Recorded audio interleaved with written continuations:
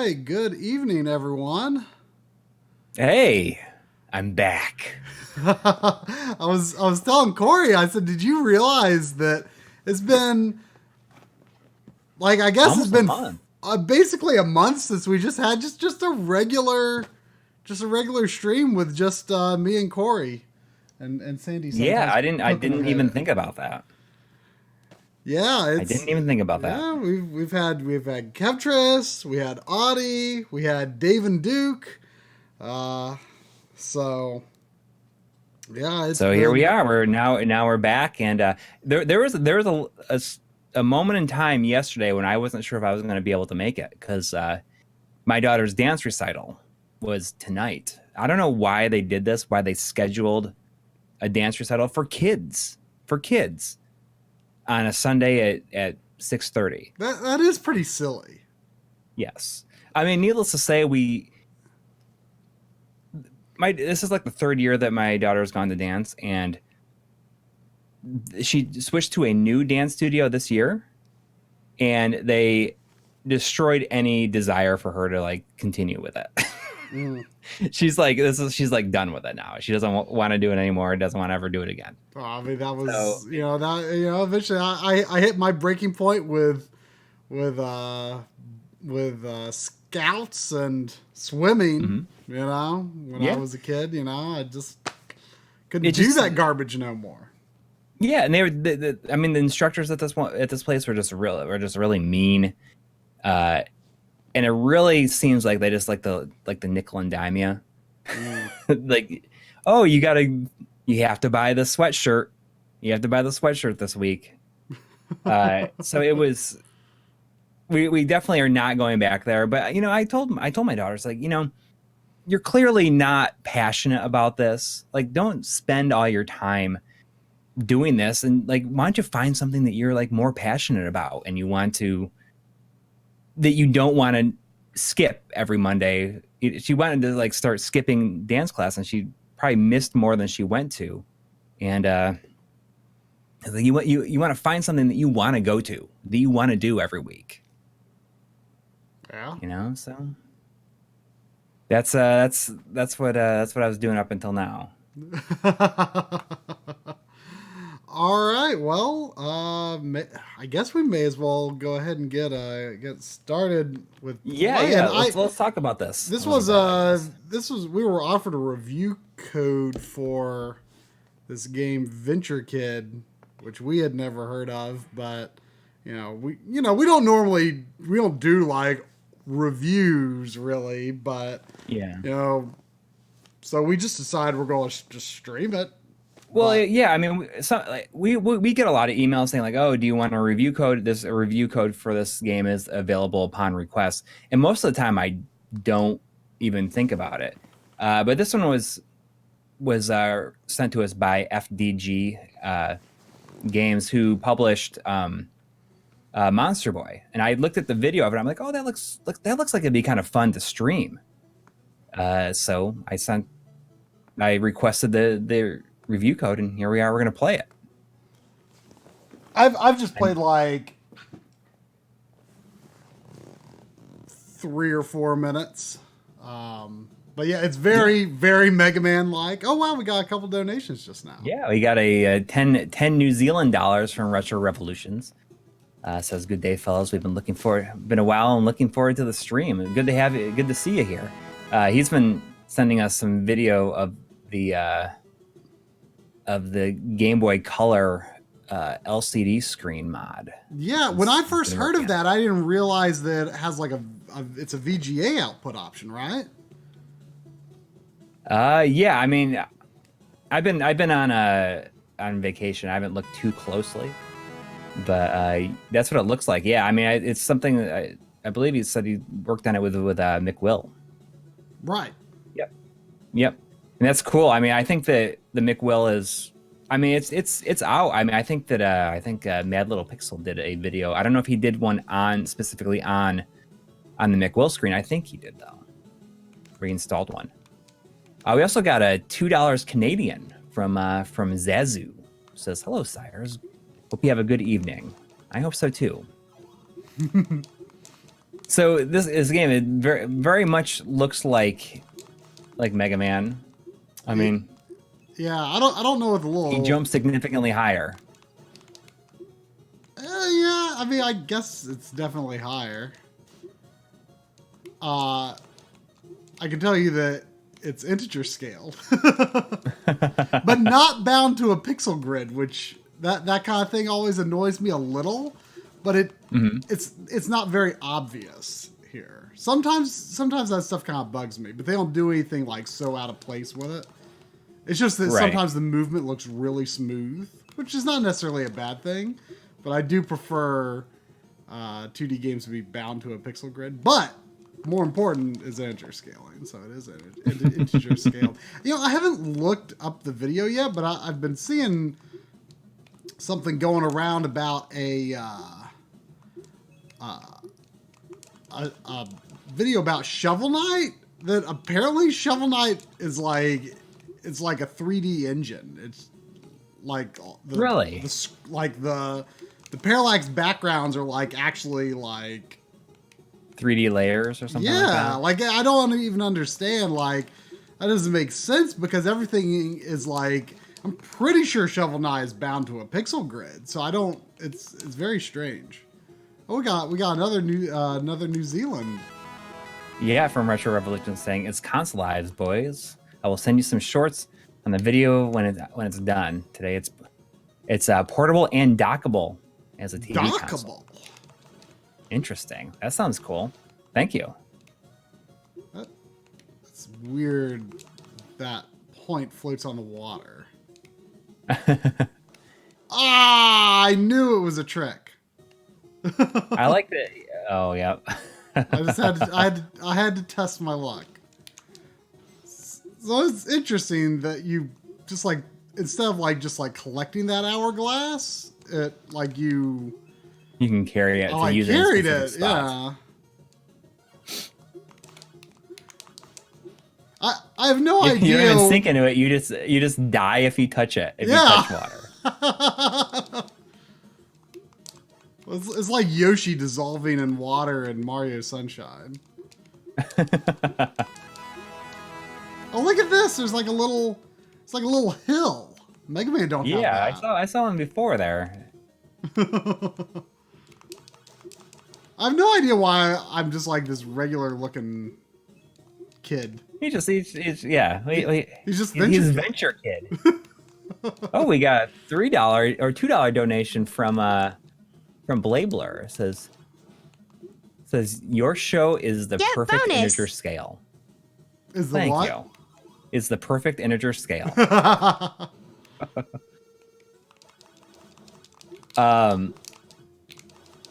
So yeah, hopefully people are enjoying the Fantasy Star episode. Really quick, we got a $10 donation from Craig Wan. It says, have you seen the anime High Score Girl before? It's described as 90 arcade romantic comedy. If you haven't, you should check it out.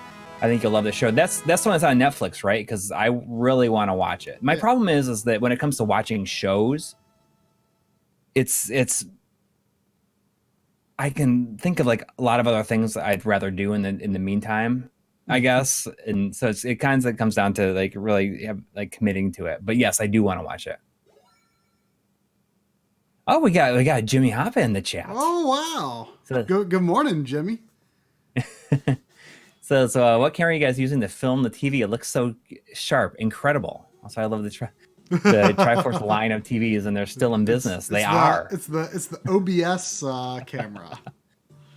Yep. Hey, look! This guy looks like Sniper Joe on a motorcycle. There's a lot of things in the Fantasy Star episode that were all thanks to Jimmy. The Japanese versions that I was able to shoot B-roll of, the Fantasy Star Online hint book, or not the hint book, the art book. Yeah, people should keep a lookout for some very subtle cameos of Jimmy in the 3DS episode as well. Yes. There was one shot I didn't even realize he was there at first. Then I was like, oh, there he is, leading the way ahead of me. Yep, and I think that he'll also have some special appearances in other upcoming videos as well. Yeah, like gosh, maybe about a month from now. Yeah, like for about like 3 months straight, we have a lot to thank Jimmy for in our videos. I mean, heck, the 3DS episode, we probably just never would have even found that Katsukitty shop without Jimmy. Let alone actually like been able to do any business. Yeah.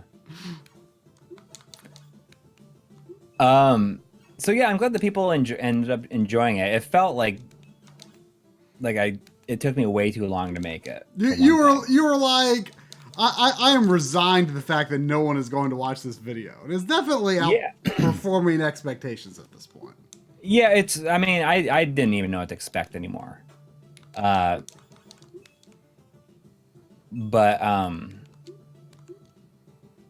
you know, I'm happy that people seem to like it. I was saying that I think the thing that I'm most proud of is the fact that I don't use any scans. As far as I know, I didn't use any scans of anything. Like all the artwork and everything that I show throughout it. Like you knew that there was some secret area.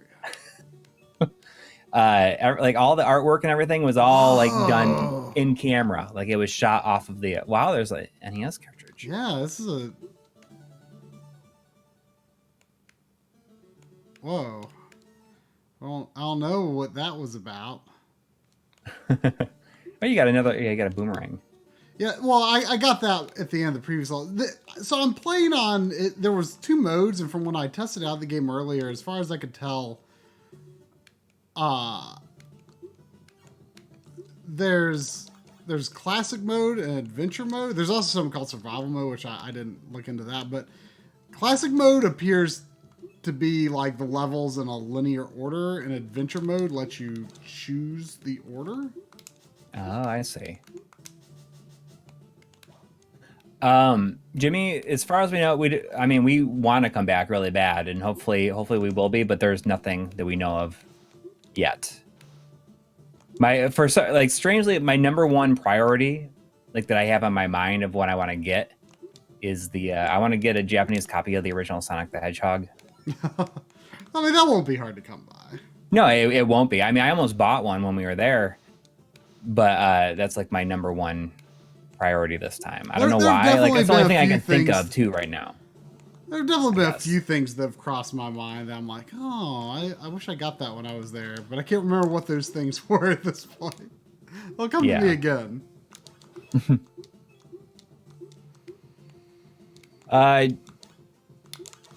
Jimmy, I would totally buy that off of you if you're up for selling it. I mean, the Japanese copy is just the one that's like it's the finished version. It has like additional parallax scrolling, and I mean that's basically it. But it's like additional parallax scrolling on all the levels, as far as I know. This boss is the main character in Days Gone. I saw someone asking if I was excited for Cincy Classic, and indeed, I am excited for Cincy Classic. Are you going to be there? I don't remember who. Are you going to be there? Yeah. I'm a guest at Cincy Classic. Oh, okay. That's it's like the one day. When is it? It's the 18th of May. Oh. It looks like a firecracker.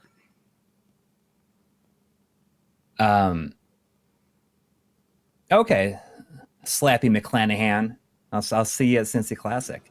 I'm doing a panel with Tyler Hogel, and we're going to talk about Night Trap. Oh. It's basically going to be, I mean, it's going to be more his thing, and we can just like discuss it, but I'm going to also like try to guide, like I'll guide the conversation as much as I can to, see if I can get him talking about any stories or anything like that. Is that a giant kiwi? Send you some toothpaste. I could send you some Boss coffee. You want? I'll buy you a boss one day. There was, one of my local game stores. Well, I think it's the thing a lot of local game stores do is they post, on Facebook if they get any cool stuff. Which I don't use Facebook, but I check their Facebook pages because they're public. And one of them got Kiwi Craze. And there were a lot of people like, oh, that's pretty uncommon. I was like, I knew about Kiwi Craze a long time ago, man. Oh, that's right. There is a pre-party the night before Cincy Classic at Arcade Legacy Bar Edition. And if you're in town and you're going to go to that, you can play my old Space Harrier arcade cabinet there. The one that's in that video. Yeah. Yeah, there have been a couple of comments recently on that a video that's got it's got like Vampire Night and oh yeah, it was originally called a Hidden Gems video. Yeah. I totally forgot about that video.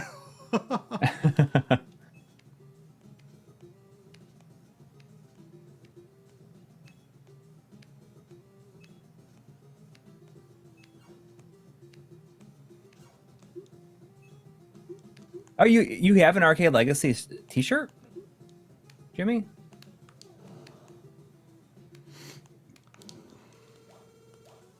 I'm curious how you got it.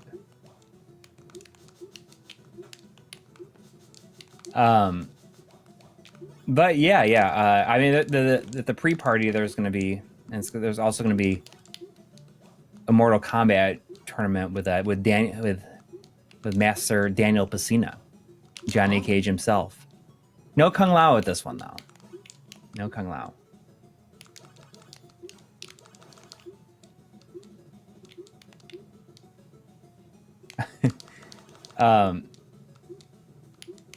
Yeah, I'm definitely glad that people like the Phantasy Star. Like I don't know if I spent too long on the overview of the series stuff, but I maybe I got carried away. But I thought it was really fun to do that.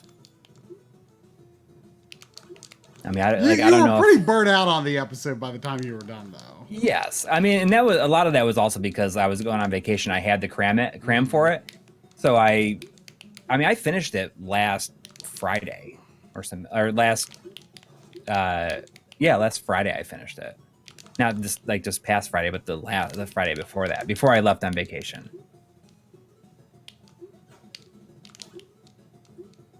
But we're trying to stick with that every 2 weeks. Sunday is at 10 p.m. Eastern time, which I think is seems to be a good time for us. What?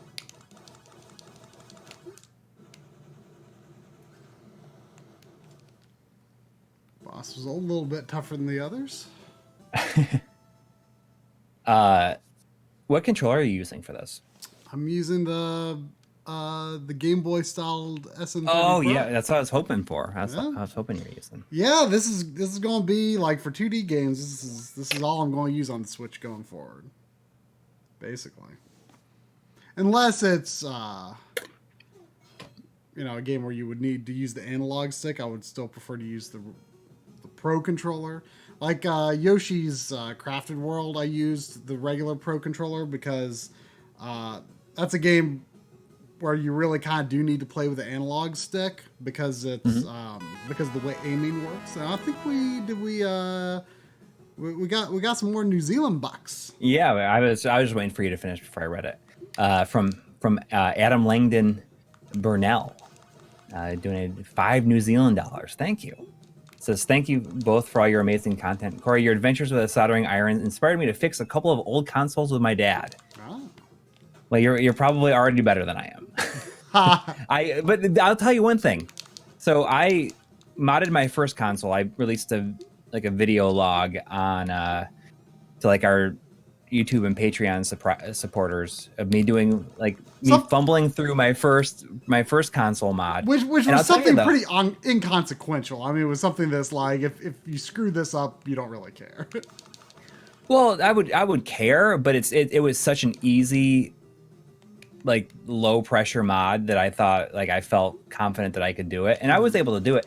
But the thing is, what I thought was most valuable is that all the people that watched it, like, they gave me tons of like tips of stuff I should do in the future. And, you know, there's certain things that I didn't even think about or know about because it's not something that's really talked about, like pre-tinning the wires, which is where you put solder on the wire and just like make it so it's not like the little strands. It's just like one solid piece.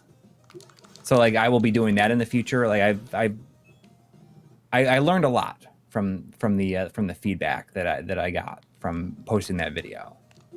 The mod still worked, but I might be going back to touch it up a little bit now. Oh yeah, Blabler says a moment of silence for the last episode of Dave on GameSack. I haven't had a chance to watch it yet, but it sounded like a great topic. Yeah. Yeah, it was good. It was good. And the ending skit was nice. It was kind of what I expected. Did it involve Snatcher? You did, yeah. But it was just nice. Reluctant Hero says sip of coffee for Dave. I'll have a sip of coffee every other Sunday at 2 a.m. Eastern. Just for Dave. Just for Dave. 2 a.m. Eastern? Well, that's when it comes out here. Oh. Because he releases at midnight. Colorado time.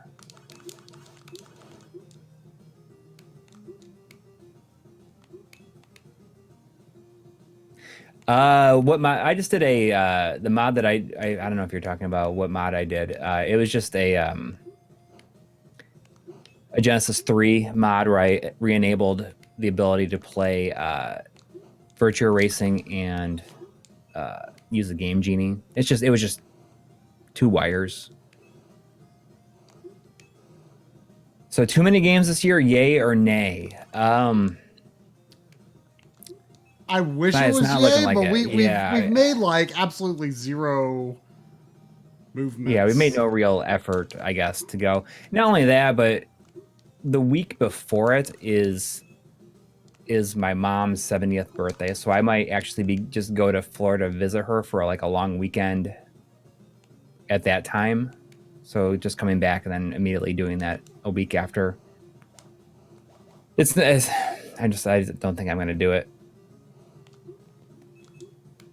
Sorry to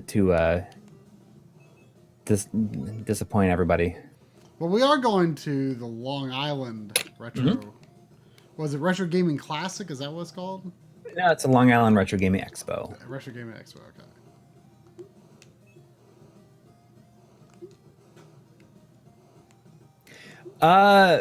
Frank, I quoted you actually in that video. Because it showed that your picture that you tweeted about it, but then Leon was saying, "Oh, it used to be this way, and then it was done this other way." So I ended up doing it the way that Leon said. I mean, actually, you know what?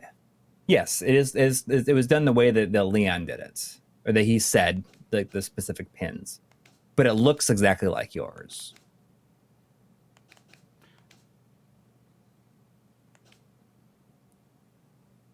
Reggie, I did not get Dungeons and Dragons for the Saturn yet. That's the thing I almost got at Missouri GameCon, I think. Oh, yeah. I think I saw a Japanese one. Was that it?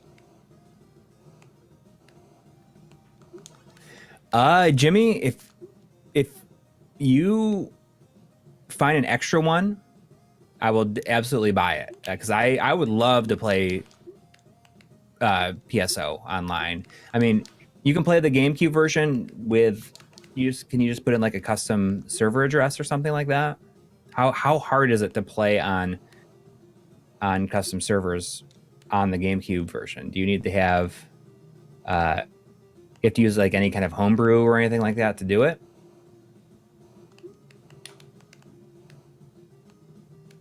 I mean, homebrew on the there's one GameCube person is who was fairly doable for us. right, exactly. But I mean, I would love to play PSO, but I'll tell you, man, I will tell you that Phantasy Star Online 2 is it's so good. I have logged on several times, even though I have no idea what's going on. Just to like wish and it's just dream. fun to play. Yeah, it's really just fun to play. And even though like you can't navigate the been menus or anything. Right, because there is a ton of text on screen for it. But man, I can easily say that if it was localized, I would play way more than I ever did even the original. I actually the past 2 days, basically all I did today after eating lunch and up until the stream was I've been working on the storyline in between expansions for Final Fantasy 14. Mm-hmm. I don't know if I'll be ready for the next expansion when it comes out or not. But, you know, because I had the bit about Heaven's Word on our end of the year video, so I'm right. like wrapping up the storyline between Heaven's Word and Stormblood. And I you know, like when I went into Heaven's Word, like I was like, at first I was like, oh, I'm just going to do the story between expansions. Like I'm not actually going to like go all in. But then like it was like so good at the end of that. It's like, oh gosh, I gotta I gotta keep going now. And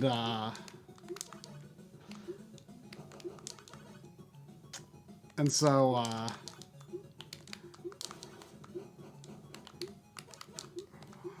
I'm nervous on this boss. I got another $5 from Craig Wan. Thank you, because I now have new appreciation for the Phantasy Star series thanks to your video about the first game on Master System this week. Oh, that's I mean it's a very good game. I've been playing through my childhood copy now that I have changed the battery on it. How often do you update backloggery? You mean us? I mean, we aren't in charge of the backloggery.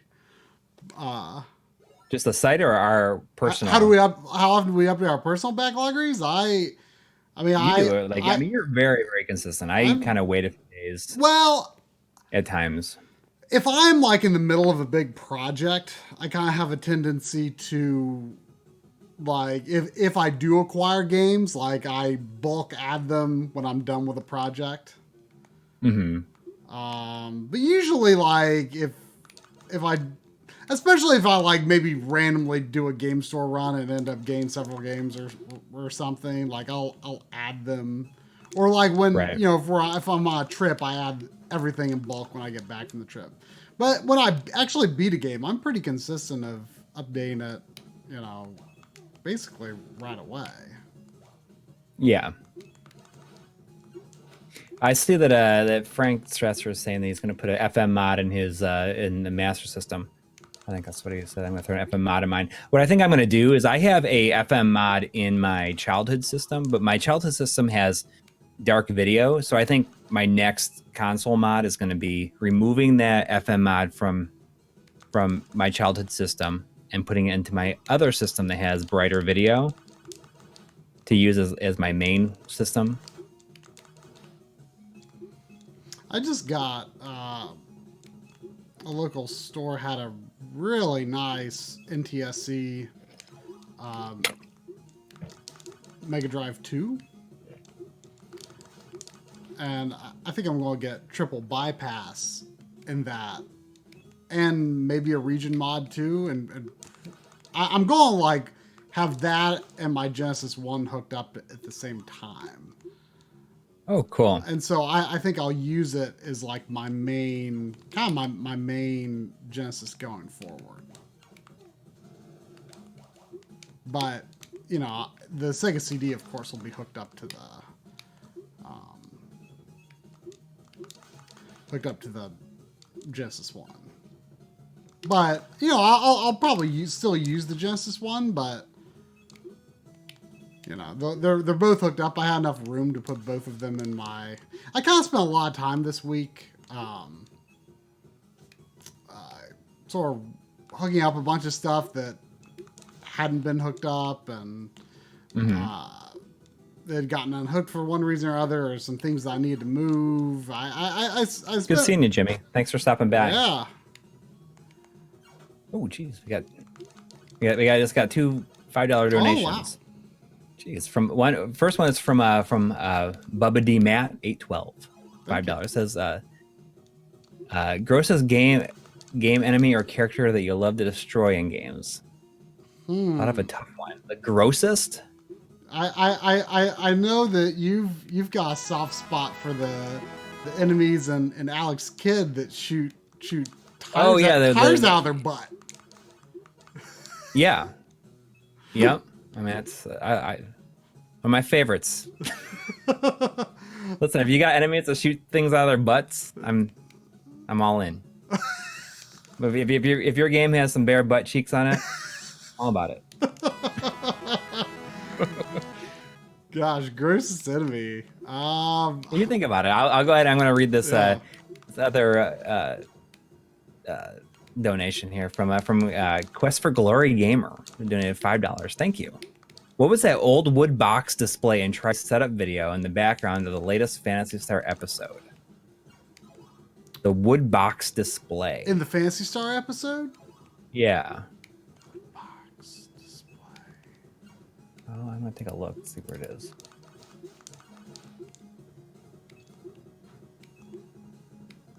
The wood box display. For some reason. Oh, behind him. No, it's not a. It looks like I think it's a speaker. One of your speakers. Behind me. Yes. There's like I think. Yeah. The tall speakers next to my TV. Yeah. I think that's what you're talking about. Are you talking about the darker? Unless he means like the IKEA unit that my consoles are in. Maybe. I don't know. Let us know if that's what you're thinking about. So I guess I haven't been on here since I got my Retrode as well. So the Retrode is very exciting the way it ended up working out. And if there's anybody in the chat that follows the Retrode scene, there's one person who does a lot of work in that scene, goes by the name of Ska Man, that I would like to try to get a hold of. It doesn't appear to have any Twitter presence or anything. That's probably not worth it. But the Retrode is a device that hooks up to your computer. It has controller ports on it, and it's mainly used because you can play ROMs. If you have an emulator, you can play ROMs directly from your cartridge that way. But for my use of it, you can also access the SRAM or the save data on a cartridge that way, and you can dump it off the system, or you can copy it back, or you can back it up. You can do all kinds of stuff. So I was able to dump my save files and use them on an EverDrive. But more importantly, is I was able to take some of my I was able to extract the SRAM saves from my virtual console games, and then I use this, and I could actually, if I just take those and I make the extension .srm, copy it back to the cartridge, and it worked. Like, I mean, I Were was you able to do take that with Genesis? Yeah, I was able to do it with Genesis and Super Nintendo. What about N64? I still need to get the adapter for N64, but it does support N64 EEPROM. Oh, so okay. So you can do batteries and EEPROM. Yeah, but it doesn't seem to work with EEPROM Genesis games, as far as I can tell. I had to do a lot more research on it. Like, I think Wonder Boy might. Wonder Boy and Monster World is definitely one of them. Phantasy Star is all battery, isn't it? Right. I mean, I can't think of any other EEPROMs that really matter. We got $2 more from Bubba D Matt, who says we need a new studio and setup tour for 2019. I don't know if I've got in me to do like a full blown video, but I definitely want to do like a casual one. Like just for, I mean, you did a very basic one just for patrons. Right, but it was like 40 minutes long. Huh? It was like 40 minutes long. The basic one that I did, but it's just me walking around. Right, but it was like, it was no editing really. Right. That's my point. Like, you know, like to do a full episode, I don't know if I can really do it. Yeah, but I mean, it's fun to do it. Yeah, I do want to do an update because it has changed a lot. I was actually thinking maybe we could shoot that when you were here, and then that way, like, sure, that might be easier to talk about. Yeah, absolutely.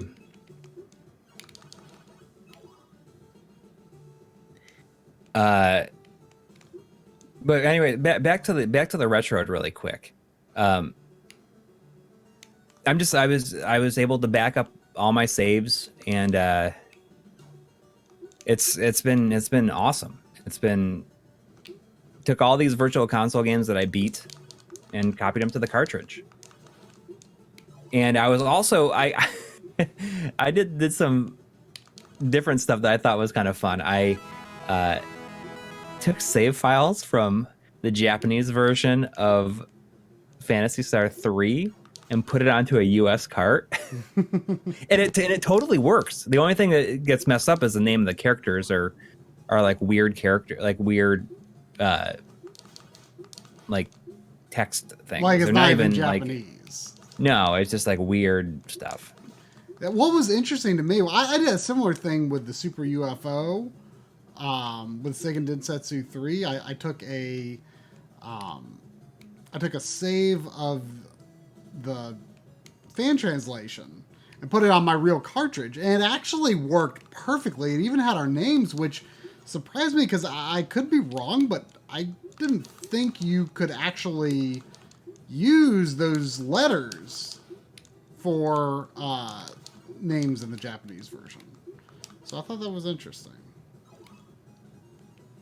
Oh, we got a $4.99 donation from Rapid Run. It says, "Hi guys, I've been a fan since the RGB 200 series.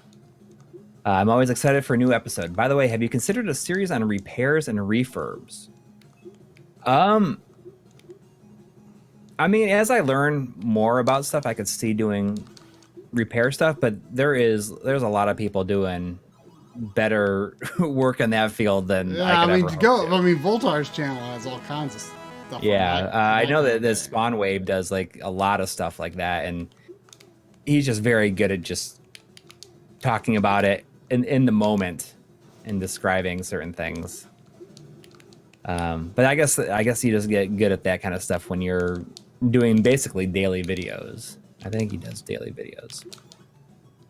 Oh, we got $5 donation from Tech Assistant. So you guys already made great videos on how to get the video from consoles, but what about audio, like the SNES SPDIF mod for the Genesis, or the Genesis YM3448?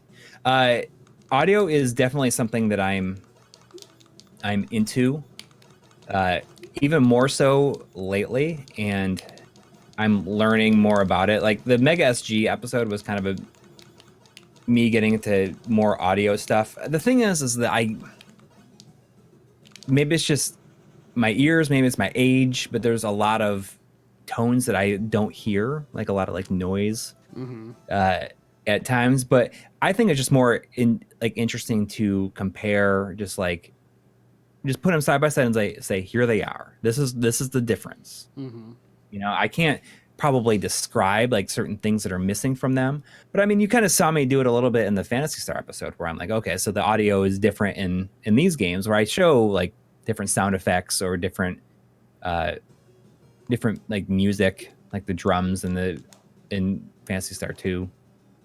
Interesting. So that double jump is like a limited weapon.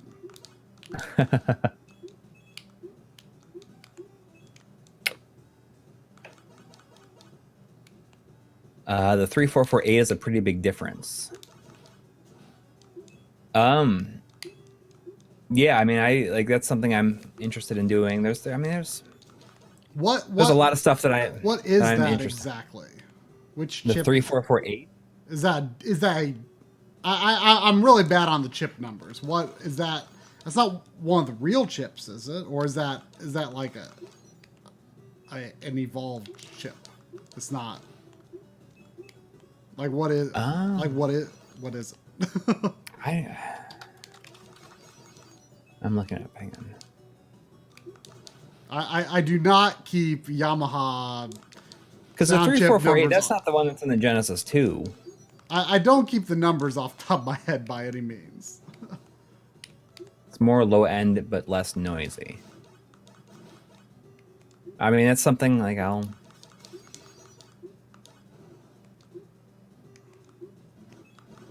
I would like to get into. Oh, it is in the 2. Okay. But so is there mods to it? Oh, interesting. So it's not the one that is considered to be like not great.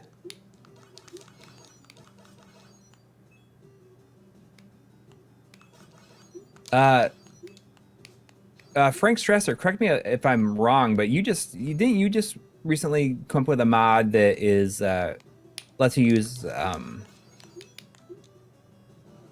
like mod NES controllers for the Master System to put pause on the controller, right? Pretty sure you had to develop something like that. Do you use NES controllers on Master System? Well, yeah. I mean, you can.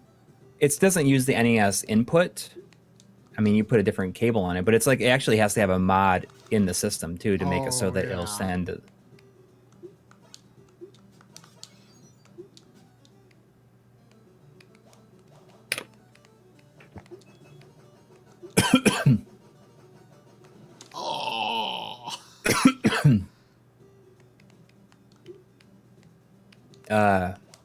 Nelver A is asking, how do you manage power delivery to all consoles? I mean, we have everything plugged into surge protectors. I mean, don't necessarily. I feel like we have no real like special advice in that arena, really, because I mean, yeah, we just plug it all up. I mean, it might be a bad idea for all I know. Well, the thing is I keep all of my stuff on the rocker on like a power on the rocker switches, so I can turn off the entire outlet. Like before I go to bed every night, I turn off all the power that way.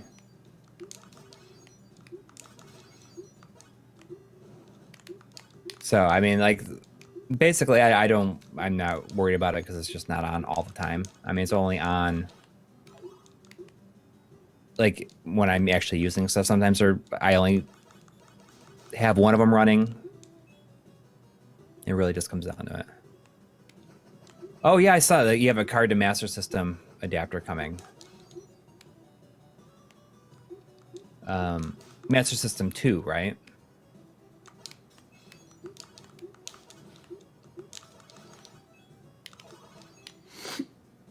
Right. We're I think at the very most I'll have two systems on at one time for one reason or another.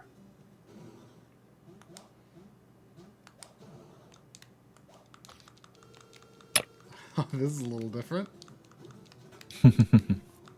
Going on any conventions or festivals this summer? We're going to. Well, I'll be at Cincy Classic on May 18th in Cincinnati, but that's just because I live here. But we're going to the Long Island Retro Gaming Expo. I think it's in August, and we're going to be there. Jeremy Parrish is going to be there. I'm excited to meat Jeremy finally. Oh yeah, that's It'd be right. my dream to, like, if we get to spend some time with it, it'd be my dream to maybe we can record like a guest spot on a Retronauts. That would be like, I mean, that would be incredible.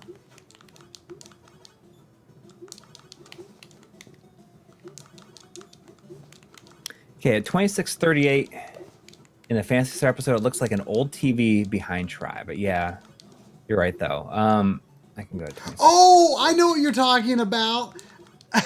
It's the Xbox One Genesis collection. I had like the CRT for. Oh yeah. Okay, It's kind of convincing. Yeah, I mean, just like that, I was like, oh, it actually kind of looks like it.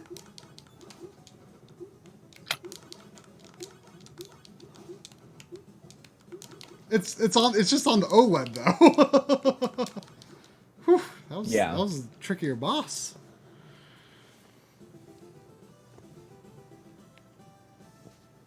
It's not that good of a CRT effect in person though. The way that the curve is done, there's like no anti-aliasing on the curve, so it's like it's very like you could definitely see like the stair step. Is it like? Yeah. But from a distance, I thought it made a good background.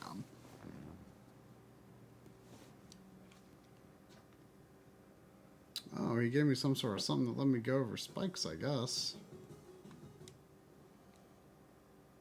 Spike boots. Well, there you go. Simple enough.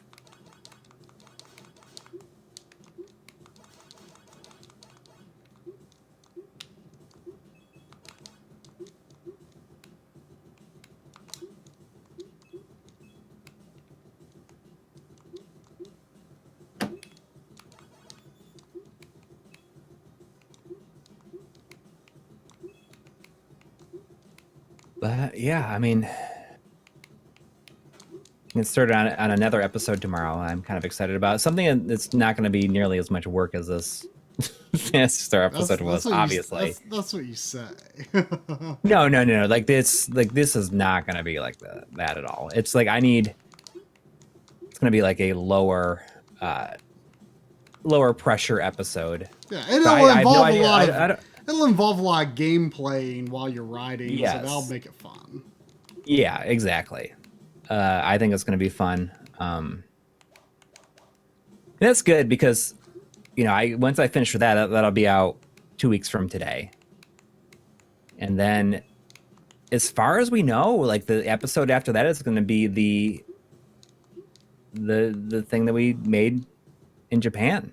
Yeah, and then from our Japan trip. There actually can't be two. That'll actually be a Monday. I think, as far as we know, that's going to be a Monday. It's going to be the Monday. At this point in time, we can release that. I think it's going to be the Monday the 27th. But we'll get to announce that probably the week before, and there'll probably be a trailer for it. We got $10 from Samson's Pub LLC. Thank you. Says, would you consider doing an episode on obscure god-awful hardware? Casio Lupia, the Casio Lupi.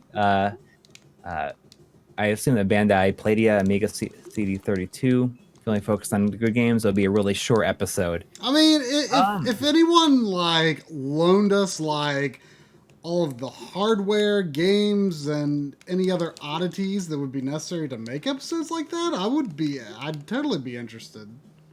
Yeah.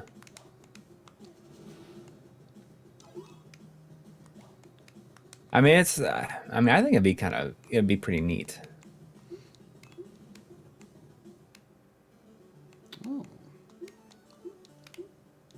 Oh.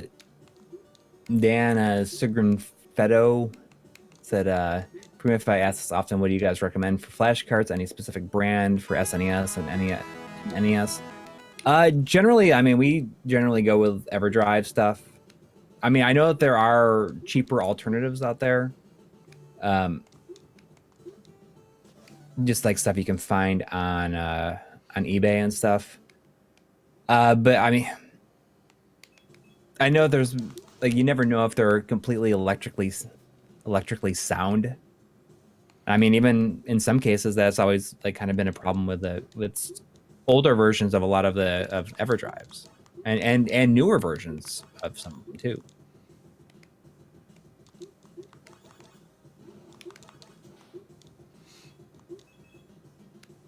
Yeah, SCDS and NES. Good. Oh man, that's like right out of Mega Man. Those things. Or animate a little bit too smoothly though. What, the spike crushing things? Yeah. Oh, okay. So you're You're not far behind it. Maybe things are better because it looks like I've dropped no frames. You know what I did? I bought a new. It actually just came yesterday. I have no idea if this is part of why it seems to be better or if it's unrelated. But I bought a new cable for connecting from the wall to the modem. Yes. Oh, you know, I could see that happening. I had two Cat 7s go bad. That for some reason, I don't know why it happened, but suddenly I started getting like megabit internet instead of gigabit. Huh. Just like out of nowhere for no reason. I mean, the cables were only a year old. You know what's a really weird? I haven't done thorough testing to totally verify that this is the case, but I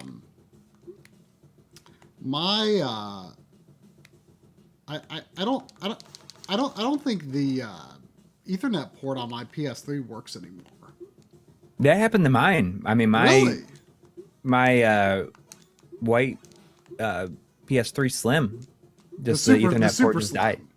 The Super Slim, yes, just died, stopped working. Like months after I got it. Huh? Yeah. I mean, this has been within the past year or two on my regular Slim, and it was a pretty early. It's a pretty early Slim.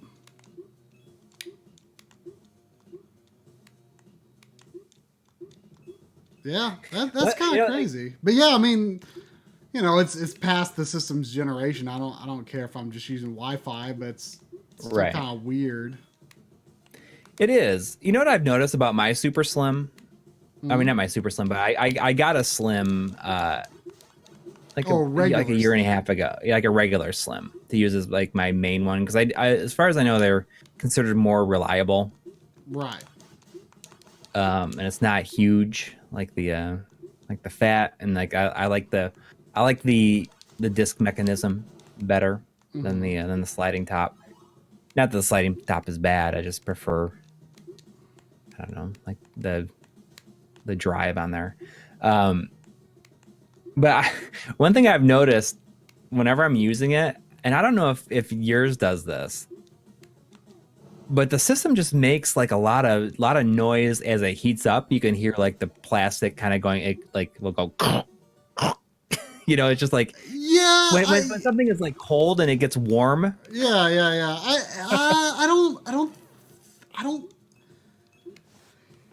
I don't think my PS3 does that. My PS4 Pro has done that at times, but you know, come to think of it, I don't think I've heard that in a long time. So maybe it kind of worked out of that. I remember asking John about that at some point. Just like it's almost like the plastic is expanding. Yeah. So it's getting warmer. Yeah, it's warming up. Yeah, I guess it's okay. Yeah, I mean, I assume that it is. That's just how it is. Yeah.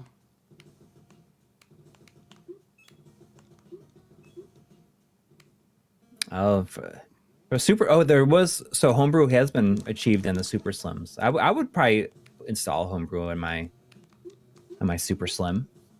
I'd be into that.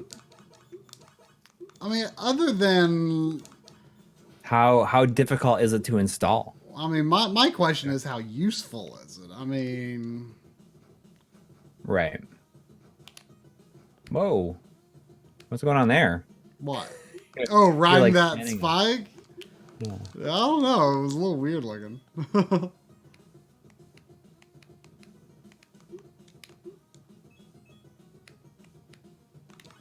Okay, yeah, the metal expands faster. The metal expands faster than the plastic, which causes the plastic to flex slightly. So I guess that's a normal thing. I want to replace. I haven't opened it up yet, but I want to replace the fan in the G-Raid because I really hate the fan that's in it. Oh, Like, really? yeah, like I think I can get a Noctua fan that's like the same size. I don't hear mine, but I have. I mean, it's a pretty high pitch sound, so maybe it's out of your range, but Maybe, I don't know. it's not a great sound. I don't like it. And sometimes it gets louder than other times. Like when I normally leave it on all the time, but what? Oh, I've got spike shoes, not a spike head.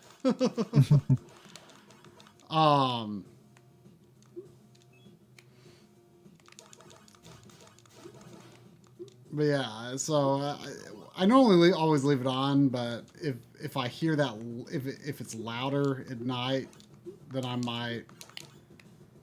might turn it off. Oh, I mean, I turn my G-Rate off whenever I'm not. Well, it's just it. that it's just so much. But then again, so it's right here. So many of I the can projects that I'm like actively working on. Oh yeah, are on it. Yeah. So to put Homebrew on the Super Slim, do I have to actually get inside the system?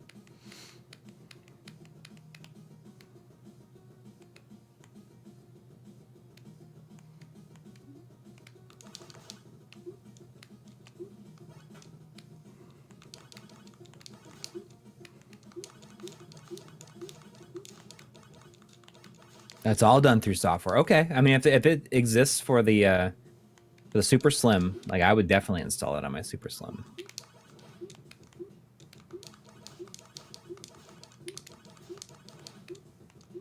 Yeah, you should do that and let me know if it's useful. I got Gilly the Kid in the chat. He's saying, "Why haven't I heard of this?" I think it's just because it comes out Tuesday, I think. Thursday, I think it comes out. It's already. It's like from what I looked it up. It looked like it was already available. Like it has been available, I think, for like Steam and iOS for a while. But I think this is only a Switch game. It's in terms of like consoles. But yeah, this is a review code that,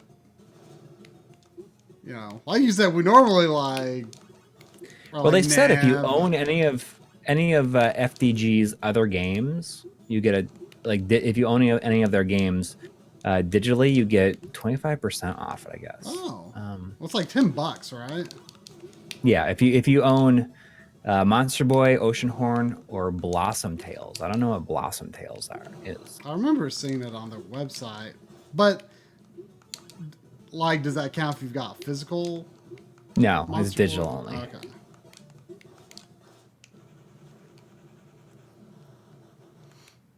It's a little more than just open web page and install software. That's awesome. I mean, I'll look into doing that.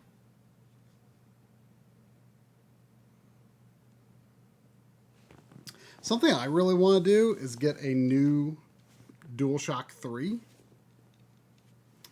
Oh,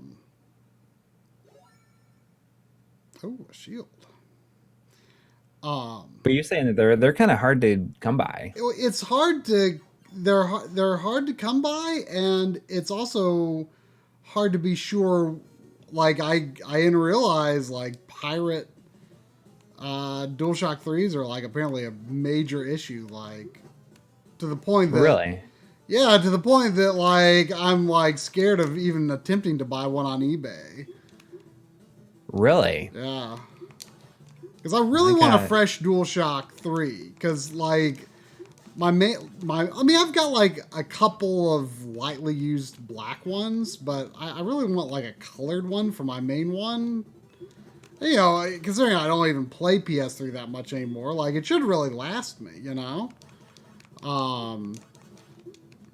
But yeah, like, it seems like I mean, maybe I'm overestimating how much of an issue it is, but at first I was like, oh, I doubt there's pirate DualShock 3s, and then I found out a little about it, and now I'm like, oh. You should, I mean, I guess it comes down to getting a brand new one. I mean... Yeah, I mean, getting a used one would be easy, but I really want a fresh one, you know? Yeah.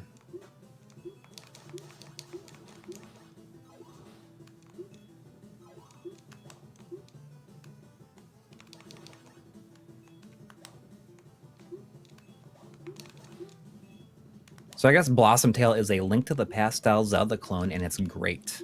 Oh.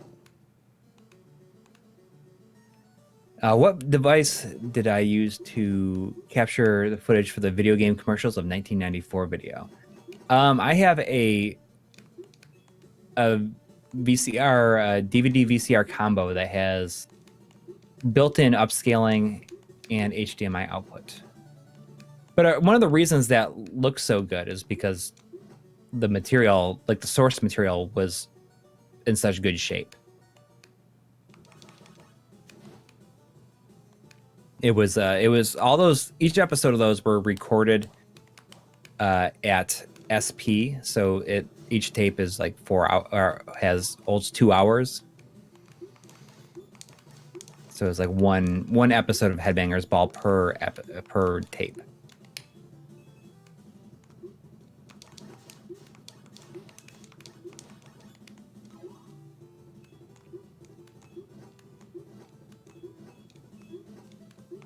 So this is obviously the Castlevania-inspired level. I'm wondering what the boss is going to be. Yeah.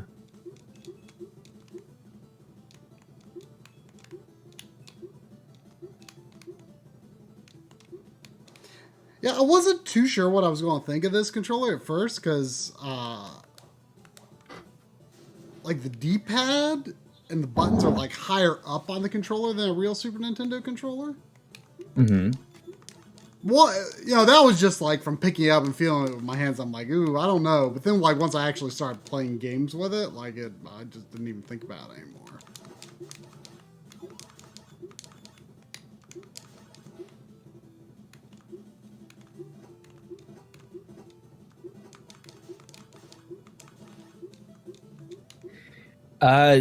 DualShock 3s didn't go up in price. I just think that.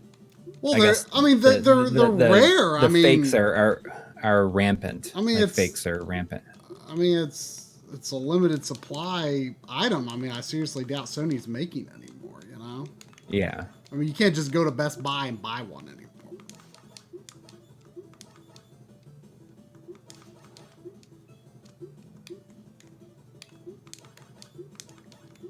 So yeah, I mean, they aren't as cheap as you would like, you know, an older controller to be.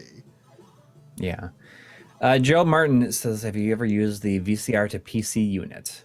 It's a USB. Is it just like a composite input?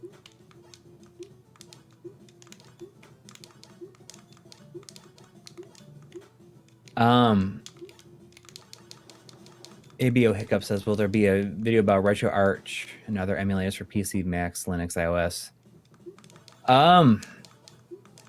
I know a lot of people want to see an emulation episode from us. But then when you actually got an emulation episode from us, you'll regret having asked for that. Yeah, it probably wouldn't be. I mean, it'd be interesting. Like even like I there's felt a lot like of people I felt that could like do it I better was than us. I felt like I was like very nice to Citra in the 3DS episode, and it still wasn't. It was still not good enough. Like, well, that's the thing. It's like it's very that in that case it's very. That is one of the reasons why I don't get annoyed with just like using like emulation is not my choice way of playing, because there was somebody saying, oh, you know, if you your problem is that you're using a Threadripper. Duh! Don't use AMD processors for emulation. Well, let me just go swap out my motherboard. You know, I mean, yeah. Let me just okay. If emulation was perfect as you claim it to be, then maybe that wouldn't be a problem. You know, yeah. Look, I don't want to beat down emulation by any means, because I think it's very important, but don't. The thing that annoys me is when people act like is the de facto thing you should do. Don't spend money. Spending money is dumb. There's a lot of stuff like that. You know, hey guys, this is free in all caps. Why don't you do that? Like, it's like, come on. Like, I have no problem with what you're doing and how you're playing games, but like, don't get all like in a twist about how I'm playing games. And like it just annoys me that, like, I mean, I guess that's what I was trying to say at the end of, what episode was it? The Mega SG episode. I'm like, just be glad there's like all these options. Like, don't be saying your way is like, we talk about what we're interested in, and maybe we think it's the best or one of the best methods, but like, that's never to discount other methods.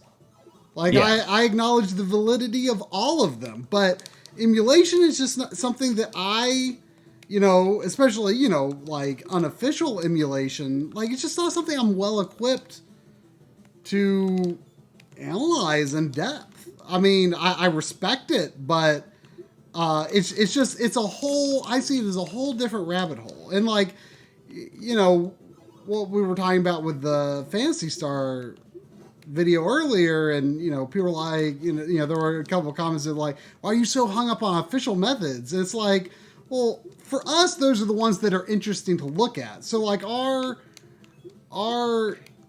perspective is like, let's look at what has been released, and then like, if you want to use that information to inform you as to what version you emulate or which version you play on a Mister and an EverDrive, like, that's fine. Like, we're talking about the versions that are released and stuff like that. You know, it's not to discredit anything.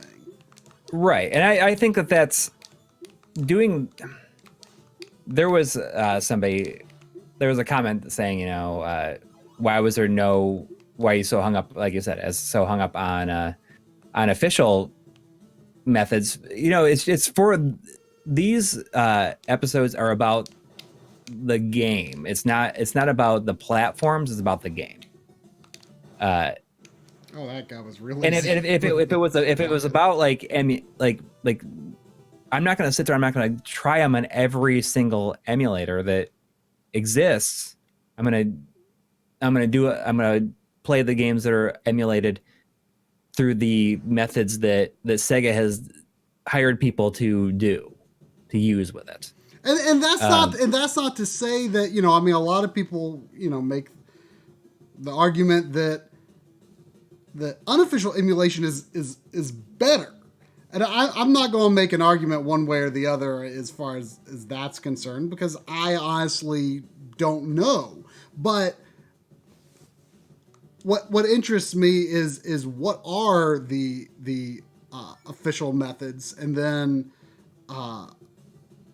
you know, maybe you want to emulate the PS2 version. Maybe you want to emulate the extracted virtual console version.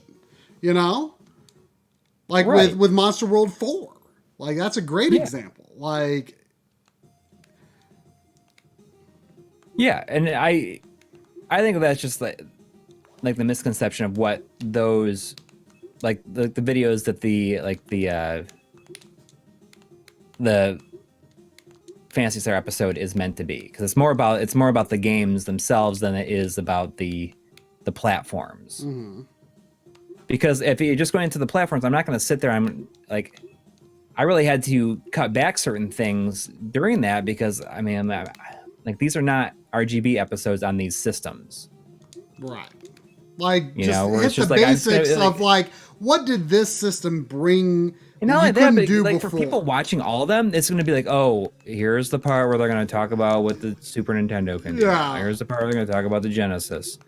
Right, and like, so I thought it was only I'm more worth interested like, in so the it's like differences between the versions. Right, so it's like, oh, with the Virtual Console, like most people hadn't been able to play these games in RGB or component before.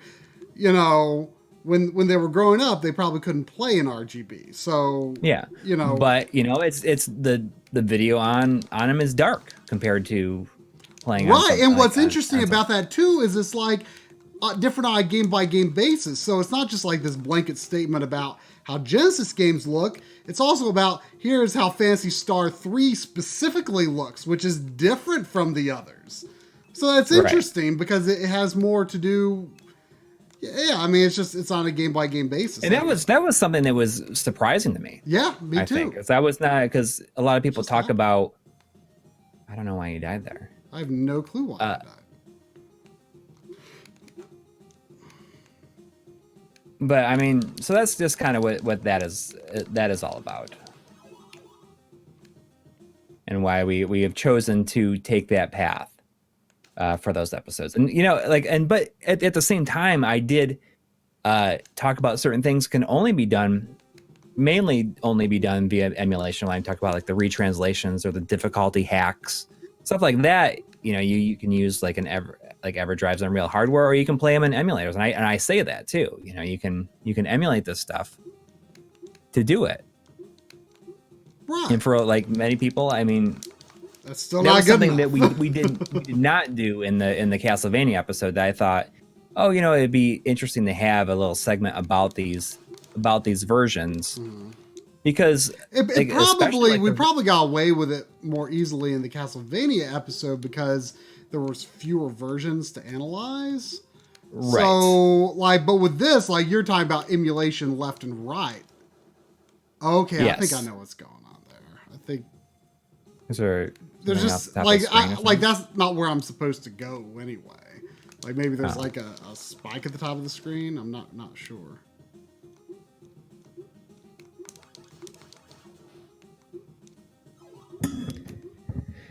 But yeah, I mean, like emulation is totally fine. I mean, and like the Mister is great, but I mean, like in terms like if someone said, "Oh, why was there no mention of the Mister in here?" And I mean, because honestly, like it's playing the ROMs of the game. And two, like the Mister is changing so rapidly, like it's. Yeah, I feel like it would be outdated pretty fast, the information that we would have available.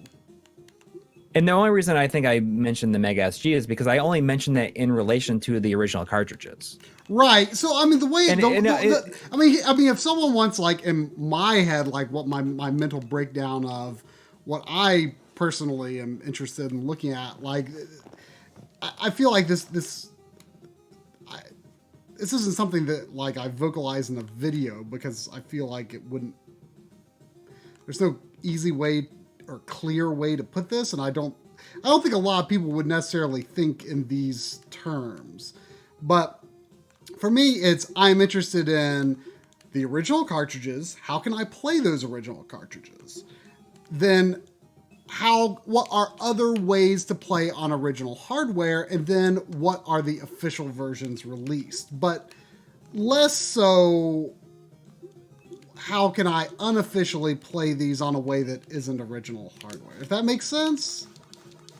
Like, that might seem like kind of a weird distinction, but that's just like, I mean, that's just where my area of interest and, you know, what I'm really equipped to analyze and look at. You know, I mean, Mm-hmm. I'm not afraid to admit what I don't know a lot about.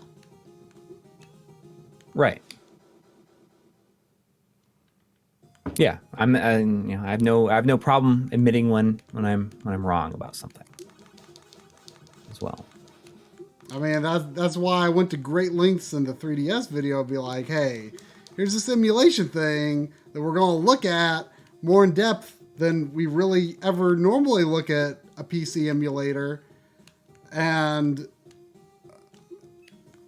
but disclaimer, I don't like this part. Yeah, I don't know why it's killing you there. Disclaimer, we're not experts at setting up emulation. Well, don't use an AMD processor. Okay, come on. I mean, this is... I mean, I guess, like, I did definitely miss on mentioning, like, maybe, like, the at-games systems.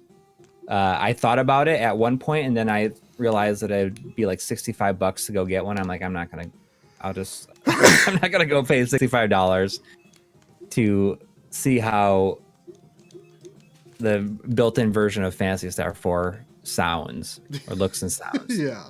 And I'm like, I'll skip the ad games because they're pretty universally considered to be not great anyways. Yeah, I mean, it would be interesting if you just so happen to have one. If the Genesis Mini was out, but when I was doing this, I would definitely address that probably.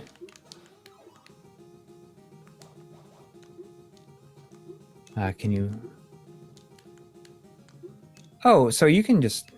Well, I use my spike boots, but that's not going to help me up here. Okay, I can just walk across that. I was just being too jumpy. I don't think I could walk all the way across the first one, but I guess that second one I can.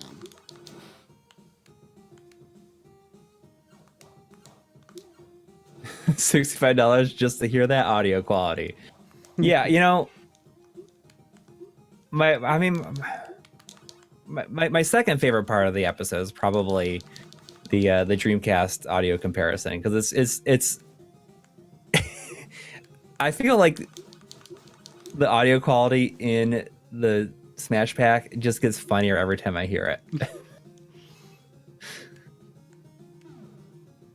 Oh, here we go. Is this going to be our boss rush? Or, oh no, is this going to be more like a Bowser's Castle situation?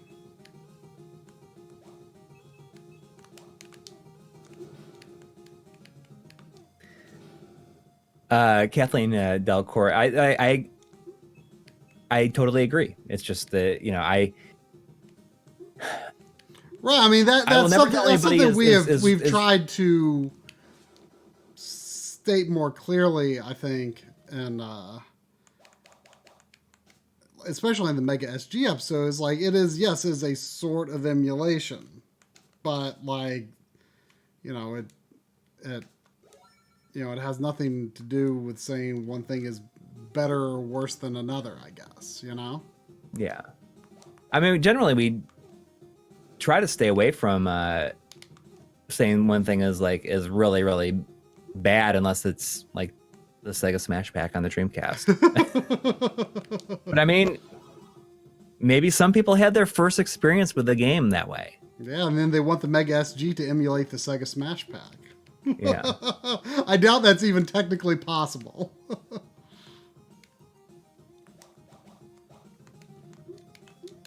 I think it is possible. I think you can use one of the different sine waves to be able to do it. Do you think? I mean, I bet you could get pretty close with it. That would be so interesting, actually. Retro gaming systems collectioner. I probably will not be doing I need to do a lot of other stuff before I can even consider doing that. Consider fixing an original Xbox on a live stream. No, that's still a long ways off.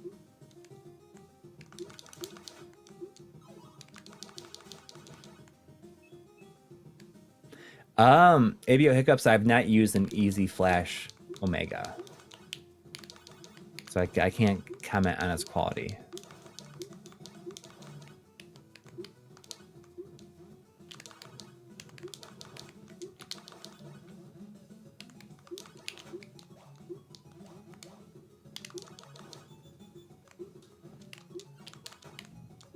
Oh, you got like a shield.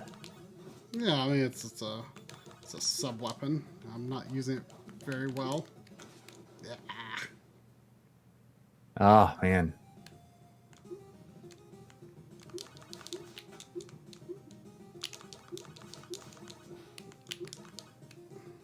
I feel like comparing to unofficial solutions may bring some more context to the official ports, especially in regards to sound, as to demonstrate the correct audio as possible with emulation. That's a good point. I mean, I could see doing something like that, maybe as like a tiny little like quick paragraph in a future episode that's similar. That does make a lot of sense. But I mean, a lot of times, some of those older ports, I think it's interesting because of like the time that they were made in too, like especially like the Saturn collection. I mean, those are pretty interesting, having been done in whenever they were, like 97 or something like that, or 98, I think it was.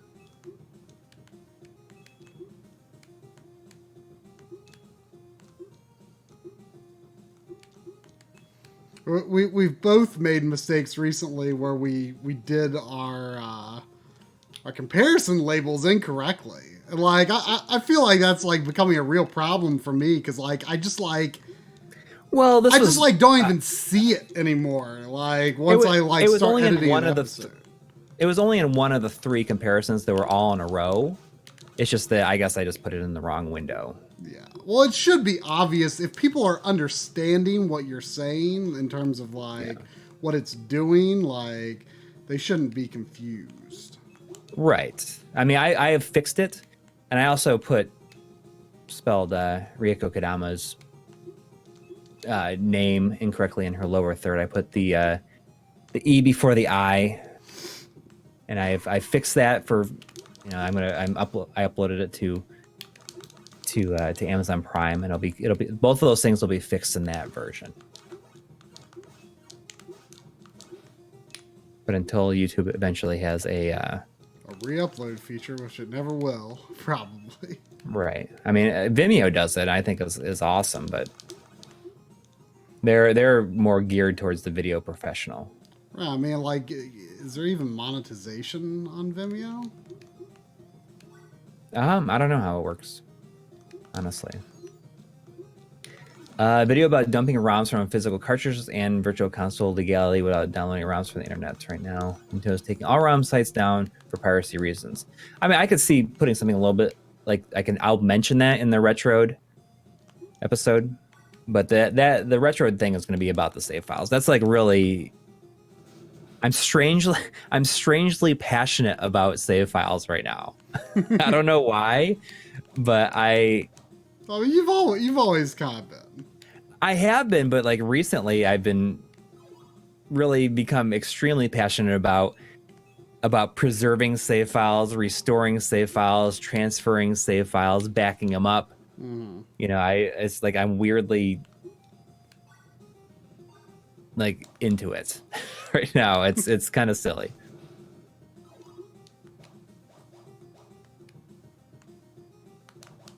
But yeah, I mean, here, let me grab it.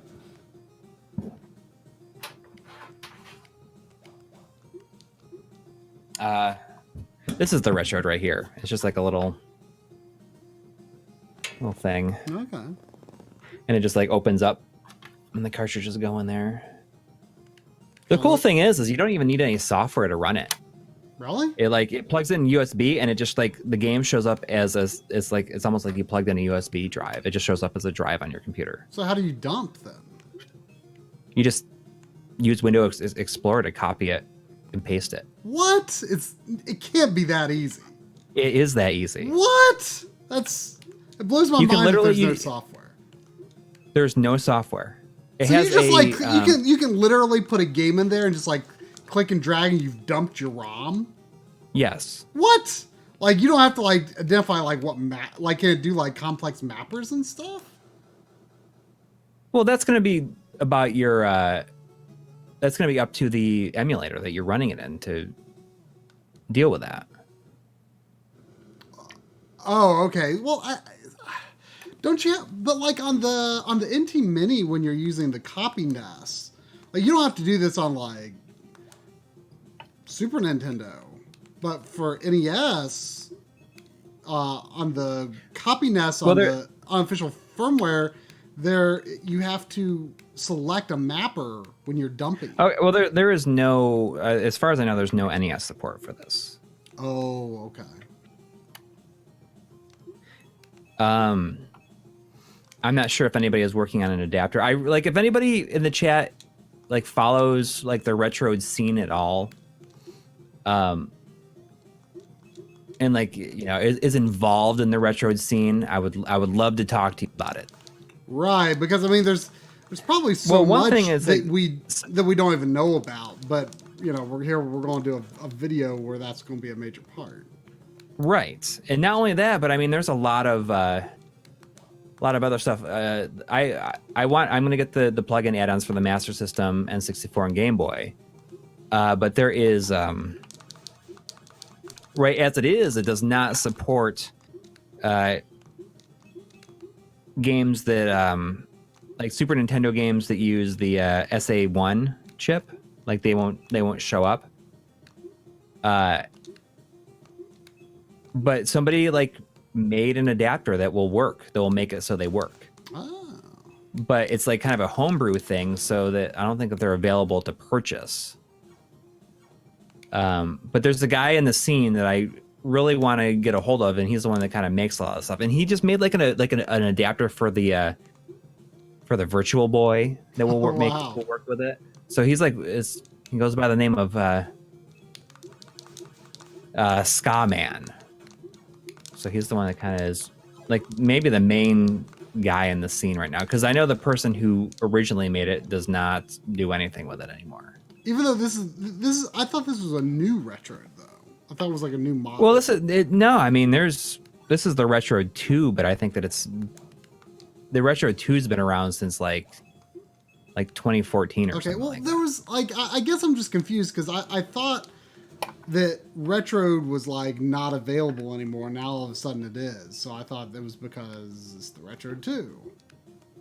Or does that have nothing to do with it, I guess? Like why does Stone Age have them all of a sudden, I guess? Because they're still being produced. But for a while I thought they weren't. I think some other place is producing them now. But yes, I think that maybe somebody else like bought the rights to do it.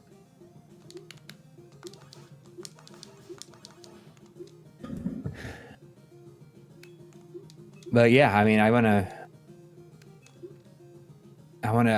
get that SA1 because I really want to transfer that Super Mario RPG save file from my virtual console. Like that's kind of that was the game that kind of got into this. Like that was the whole reason that this happened. I would love to replay Mario RPG. I bet it would not take me very long. Well, I haven't played it since maybe. I mean, I haven't played through the whole game since maybe before college.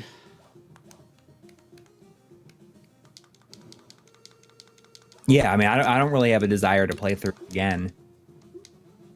I mean, I definitely do, but I know the game pretty well. I mean, I'm sure I'm rusty, but. So, Frank Strasser, do you have any contact with like people in that scene at all? I know. I think I saw you like saying something about it earlier, but I'd like to talk to you about it more. I think. Oh no. But if you know anybody that does, It's a game saved. Hopefully that's a checkpoint. Okay, yeah, that's looking like the end of a level. that was a little bit It was a lot tougher. Okay, so there's several levels in the Space Fortress. Like when I was reading about the game, it said that there's 9 levels. So I guess there's. I was thinking that the Wily Fortress was just going to be 1 level, but I guess not. There's supposed to be no game audio. Do you have game audio going in? It should be going in, but it's probably pretty low.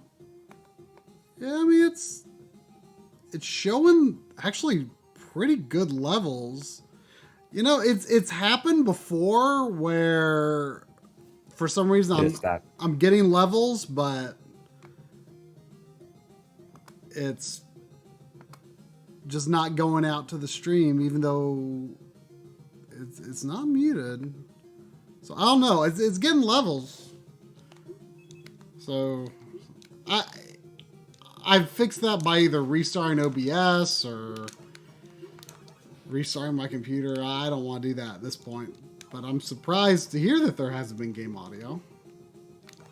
No, it's there, but it's very quiet. Really? Yeah. Are you sure it's quiet? Don't worry. I mean, it might be. You might be hearing it off of my speakers. MIRLR is saying that Merler. Maybe that's how you say it. It's fine. And Ryan Scott Adkins is saying he hears it fine too.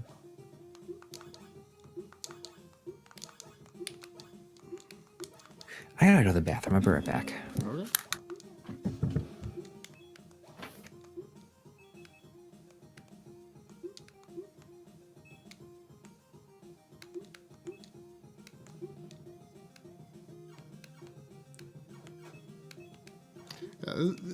I'm curious if the initial crop of levels would be the same difficulty on the adventure mode, where you can choose the levels in any order, because they definitely got harder. Oh, come on.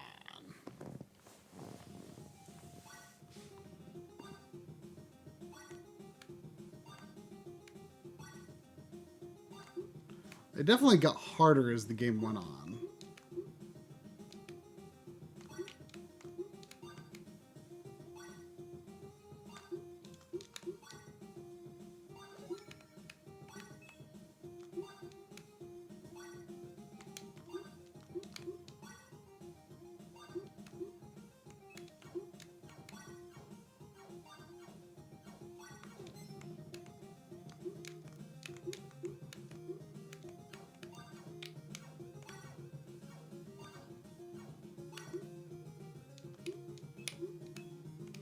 If I can buy anything new in the shop. You got a new Rav HP. That's nice. But I should only buy that when I really want it.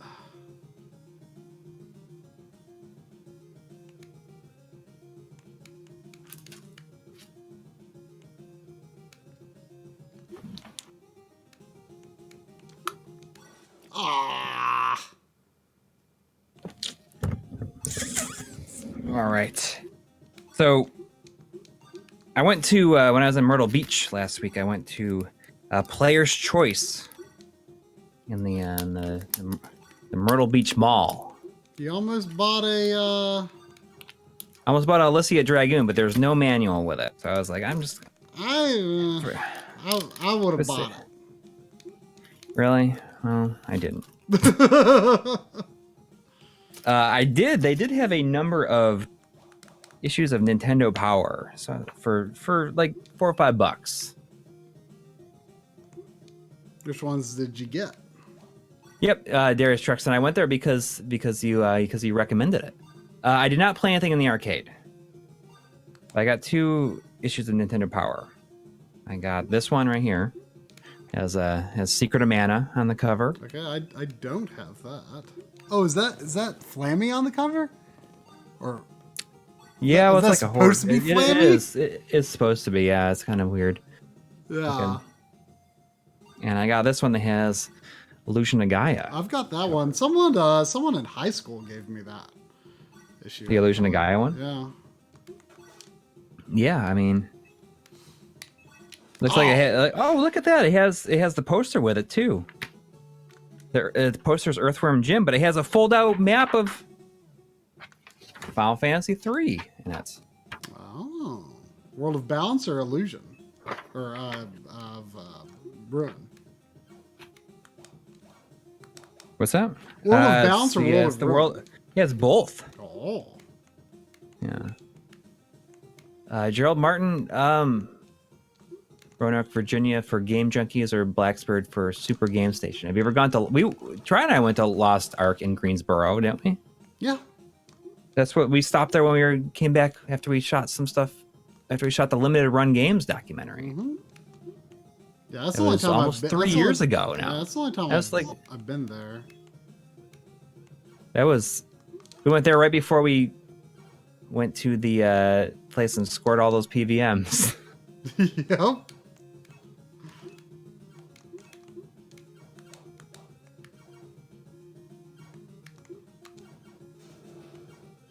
But yeah, I mean, this has, I just got issues of the magazines. They have stuff on the cover that I almost got when they had Mystic Quest on it.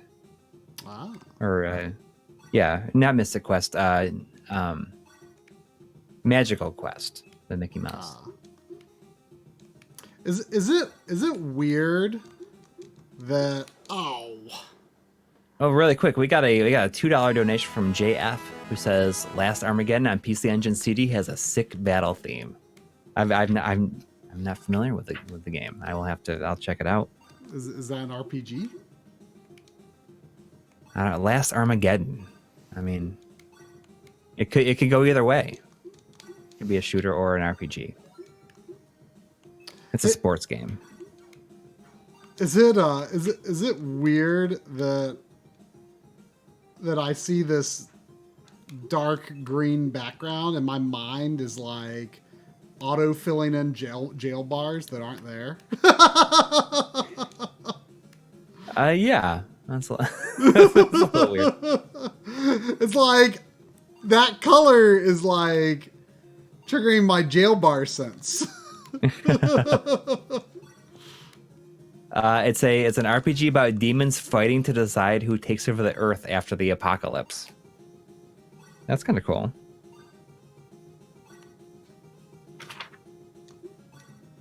And there's Pac-Man 2 in this issue. Power Rangers. There's one with Mortal Kombat 2 on the cover as well. I should get. Wow, this has a lot of Final Fantasy 3 stuff. That's good. And Donkey Kong Country. It's inside coverage of this year's hottest Super NES game, Donkey Kong Country Exposed.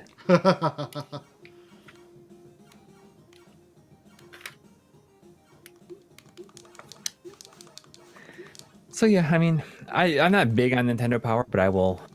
Are these your first ones?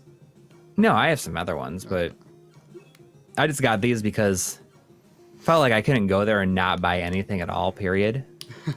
So I was like, I'm going to get a couple of issues of Nintendo Power because they're not expensive. We got a £2 donation from Hyper who says jail bar senses are tingling. Thank you.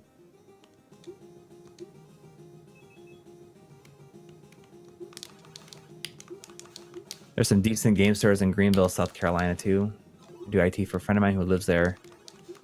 Yeah, I mean it was not possible for me to go much further than I did. You'll definitely have to hit up the game stores around here when you come next month.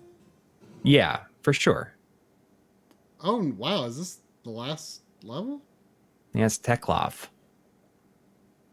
Tech Love. You're here right on time.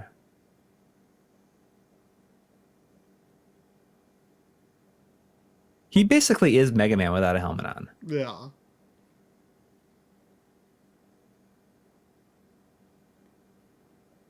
What are your thoughts on VR and the upcoming headsets from Oculus and Valve? Do you think standalone headsets like the Quest is what the market needs for mass adoptions? A standalone headset would be really cool. I don't even know anything about the new ones from Oculus and Valve. I do know that I like VR more than I ever thought I would. Is it true that Dave is leaving game? Dave is leaving my life in game. It took me a second. Yeah, actually, Try's joining GameSack and Dave's joining. That would be like so hilarious if we actually did something stupid like that. Yeah. Like with like weeks of build up saying like I'm leaving. And we just do like a trade. Yeah.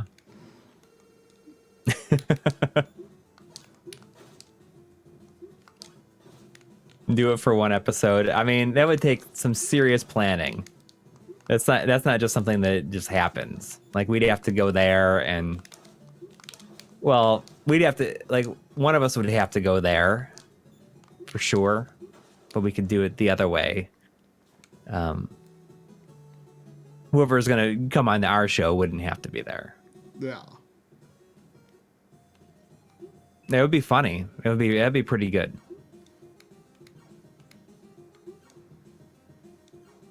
Maybe we can bring Dave out of retirement for next year's April Fools. To do it, yeah. Well, I'll mention it to Joe. Like if there's any way that I can if we go if I feel like you would fit on GameStack better than me. Like I could just imagine. I can really imagine you in the that's right, Joe. Yeah, I think it would be kind of fun. It would be kind of fun to do that. I mean, that would be kind of a cool approach if Joe like wanted to have guests for like if it ever worked out like every once in a while for Joe to have like a guest host with them. I would go through all the effort to record those games and do the VO. Yeah. Right up. Yeah, do it. That'd be a lot of fun. Yeah.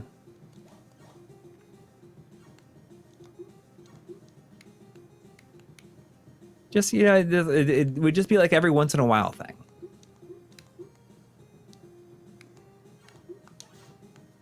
We were in a skit. It was like a year ago now. I think it was like exactly a year ago.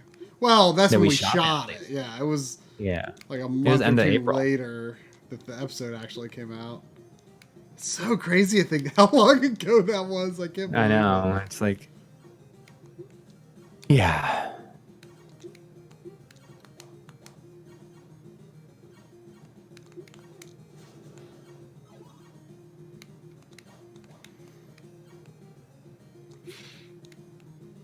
But it would be fun to do that.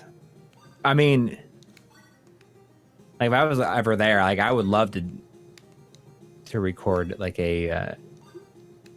I think that's what he's gonna end up doing with the playing with sax, let's play thing that he does that they did. He like it's done, but he says occasionally he'll do them when you have somebody on with them probably. I think it'd be awesome to do that.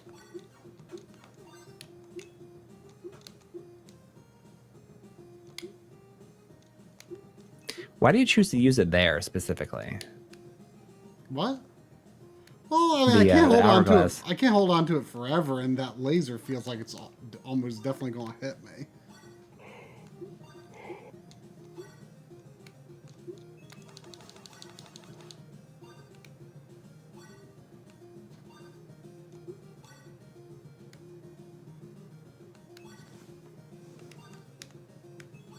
I don't even know why I'm continuing because I'm on my last life. You're scoping out what's ahead. I mean, I did get to the boss. I mean, he's got a second form, so I'm going to guess that's the true final form. Unless, he pulls a Mega Man 2 Wily. And, you know, you've got another form on another stage. Hey, Sandy. What's up? I think it's Karnoff is better with or no, it was Karnoff. What? Or was I mean because the bad guy is Teklov. Yeah.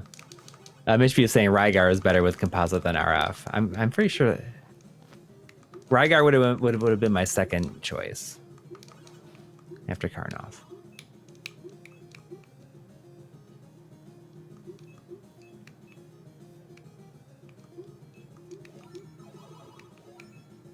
That's something I've not played. Did you ever play the PS2 version of Rygar? I feel like you played through that for some reason. Oh, I've got the PS2 version of Rygar. I got it not that long ago. I've Yeah, always it's pretty played good. through the NES version. I mean, I tested it out. It seems okay. I mostly got it because Dave on GameSack said this is a pretty interesting game.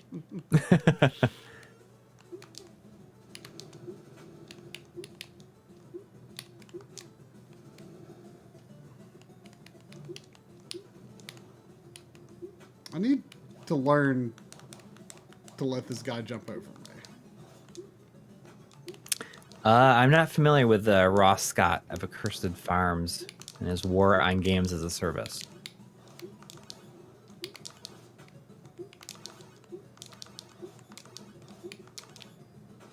He's like riding around in Gutsman's body.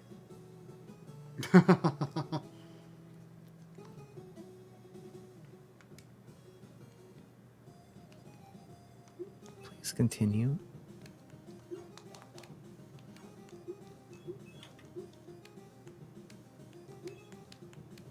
All right, this is the time.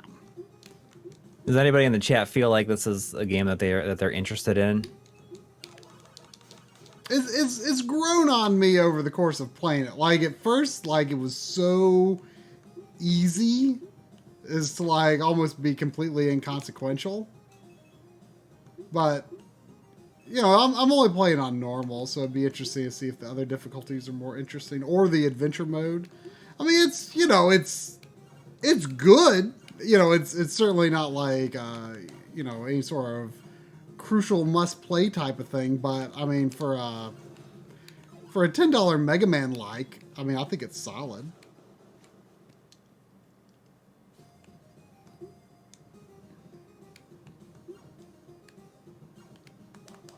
Oh yeah, Rygar PS2 is also on Wii, Really? but with Waggle. I don't miss Waggle. I don't miss the word Waggle either. I have never been anti-Waggle. I mean, Well, no, but I don't. Yeah, I was never anti it, but I don't miss it. yeah, I mean, the one time that I kind of missed it was when I was recording New Super Mario Brothers U right, Deluxe. Yeah. I died in the same place, and I should not die there. I was recording New Super Mario Brothers U Deluxe because you know that I'm just gonna kill myself. That do you want to sit up here, Sandy? Okay, I'll put the recliner up. You can sit here.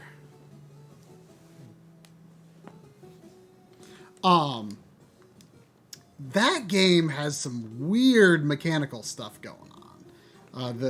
The Switch version of Mario U Deluxe. Sandy, no, Sandy, don't lick my leg. I can't platform if you're licking my leg.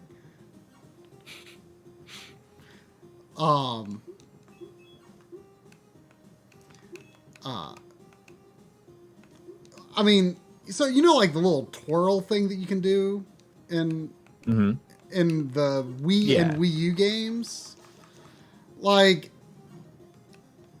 for some reason that always felt right to me to be on Waggle, and it felt kind of weird for it to not be on Waggle on the Switch. which I think you can if you're playing it in handheld mode. I think you can do that. But here's the weird thing. By default, Sandy, don't lick my leg.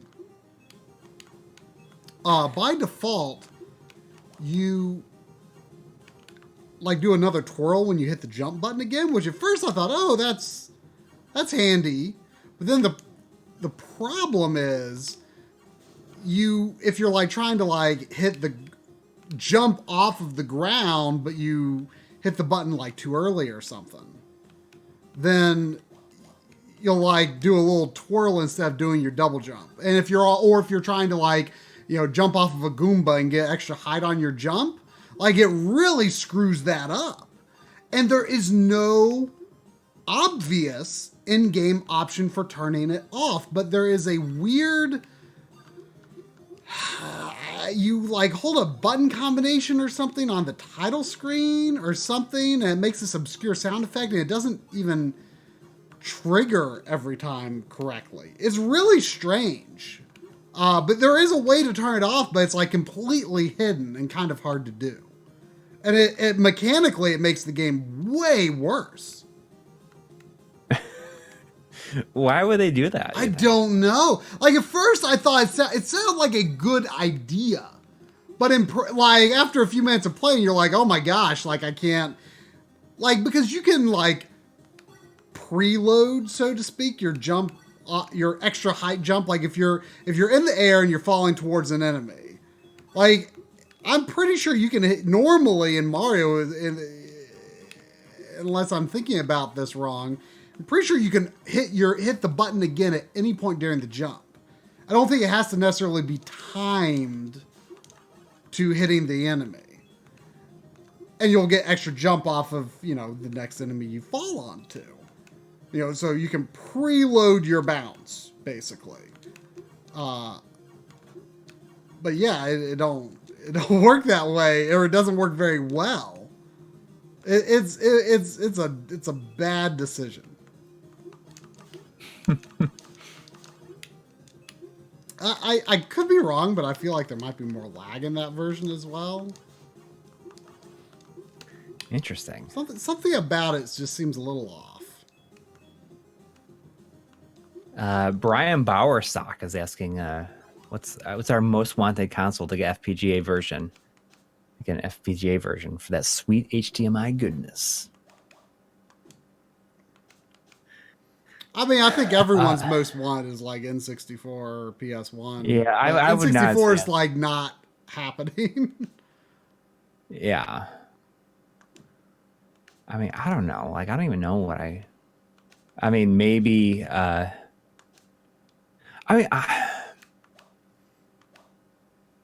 like a consoleized.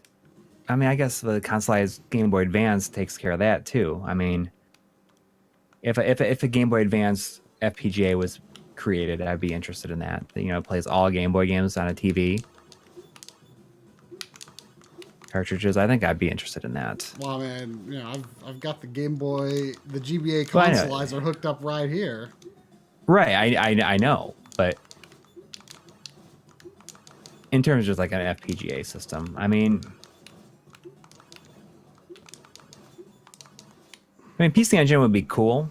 I mean, I could see PC Engine being. I mean, of the ones that are realistically going. If they played CDs too, if it played CDs. Sandy, I love you, but this isn't the time for you to be crawling all over me. Okay. You don't have the time nor the inclination. Yeah, Sandy. I'll open your.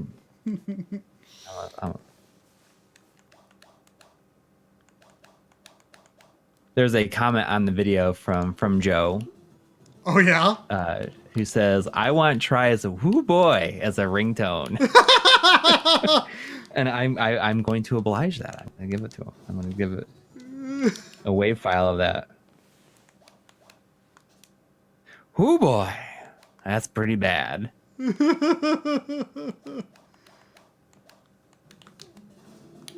Pyron's Lair. Good night. Let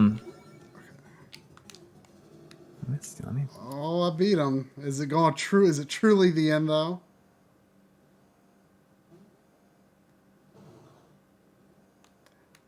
I like how he's just like 3 times Venture Kid's height. I see Pyron's layer was in the chat. I think he might have left now. I mean, is it the same? I'm checking. Is it the same Pyron as doing the color?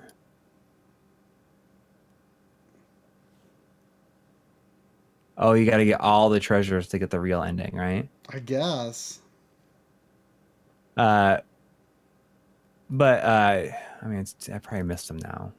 But Pyron, if you're, oh, okay, he is still in the chat. Maybe if you're in the chat,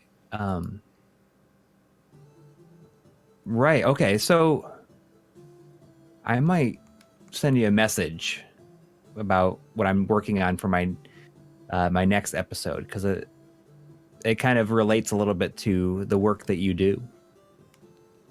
Pyron does the color hacks, the color restoration hacks.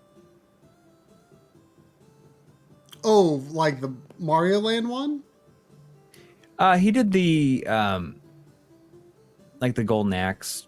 He's done like a ton of like the color restoration stuff. My mind was in Game Boy Land for some reason. I know. I think I followed you recently on Twitter. I will send you a message on there because I'm working on, and my next episode is going to have something to do with hacks. And looks like you got quite a bit of stuff. Like I'm looking at your YouTube page right now, and there's certain things that, I mean, I might be nice to get some recommendations from you, or just even talk about your work a little bit. Okay, so if I wanted to, I can go back to these levels and get the treasure. Oh, so you're missing the gold things, right? I like how there's one of them. I had half of the treasures. So. Oh, I see. So I didn't spoil the true end. I'm really curious how see if I go to adventure mode. I'll just erase this file. Like I can start on any level. Right. So I don't know if anything else is different. Like I don't know if like the castle level, for example, was a lot tougher. I don't know if like maybe there's like more of like a weakness cycle or something like that. I don't know. I have no idea.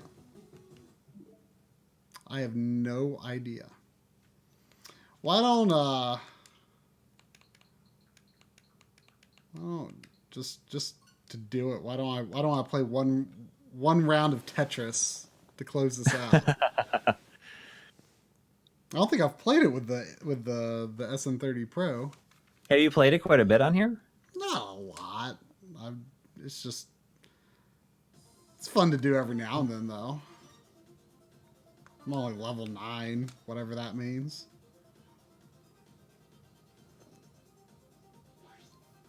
Just one round of Tetris 99 is like just one potato chip. I mean, depends on how bad I do. Pyron, I haven't messaged you yet. I plan to. It'll probably be tomorrow when I do it. Let me make sure that I got you on here. I'm gonna send you a message tomorrow. I just want to talk about hang on.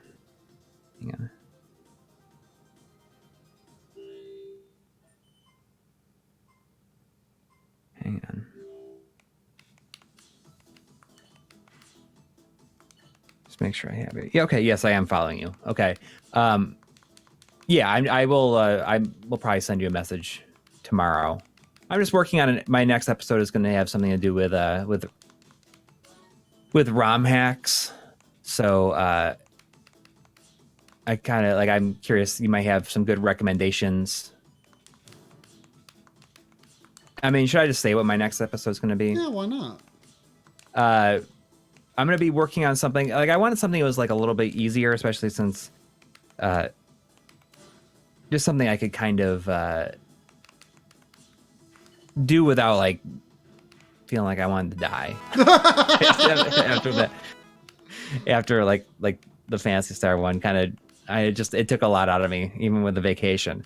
I want to do. You got a $5 donation from Aspernari, who says, just one game. Right. Well, Thank you. we'll see. Maybe I can prove you wrong. I want to do an episode on what I like to consider like good game hacks that are like actually are useful, because I feel like so many hacks are just like, oh, let me look at this. Let's look at this really crappy game hack. Oh, look at it's like, Sonic's fat in this, and it's like it's terrible. But I like, as you said, I want to focus on game hacks that like actually have a utilitarian. That's what you said, like a purpose, like a utilitarian, like more that are useful, that are like something that like we could actually see ourselves. Right, because like I'm not like really into hacks either, but like if you could show me some that are like oh, like this is useful because yeah, stuff that like like some of them are not complete like overhauls or anything. Yeah, quality of life like improvements, like maybe like a like people added in saves to like Mario 3, so you don't have to play through the whole thing in one sitting. That's not hard. I understand that, but I mean, like it's kind of a good, like it's a like good quality of life stuff, like delocalizations, I think, are something that are not celebrated enough. Like games where maybe bad changes were made to US versions, but you can have like the official translation with the superior elements of the Japanese version. Like we kind of did that with Ninja Gaiden 3. Like you talked about that. But I mean, you think about like Streets of Rage 3. Yeah, like the map for Metroid for NES. Like that kind of stuff is good. It's like really. I did not mean to head up there. Yes, well, you see,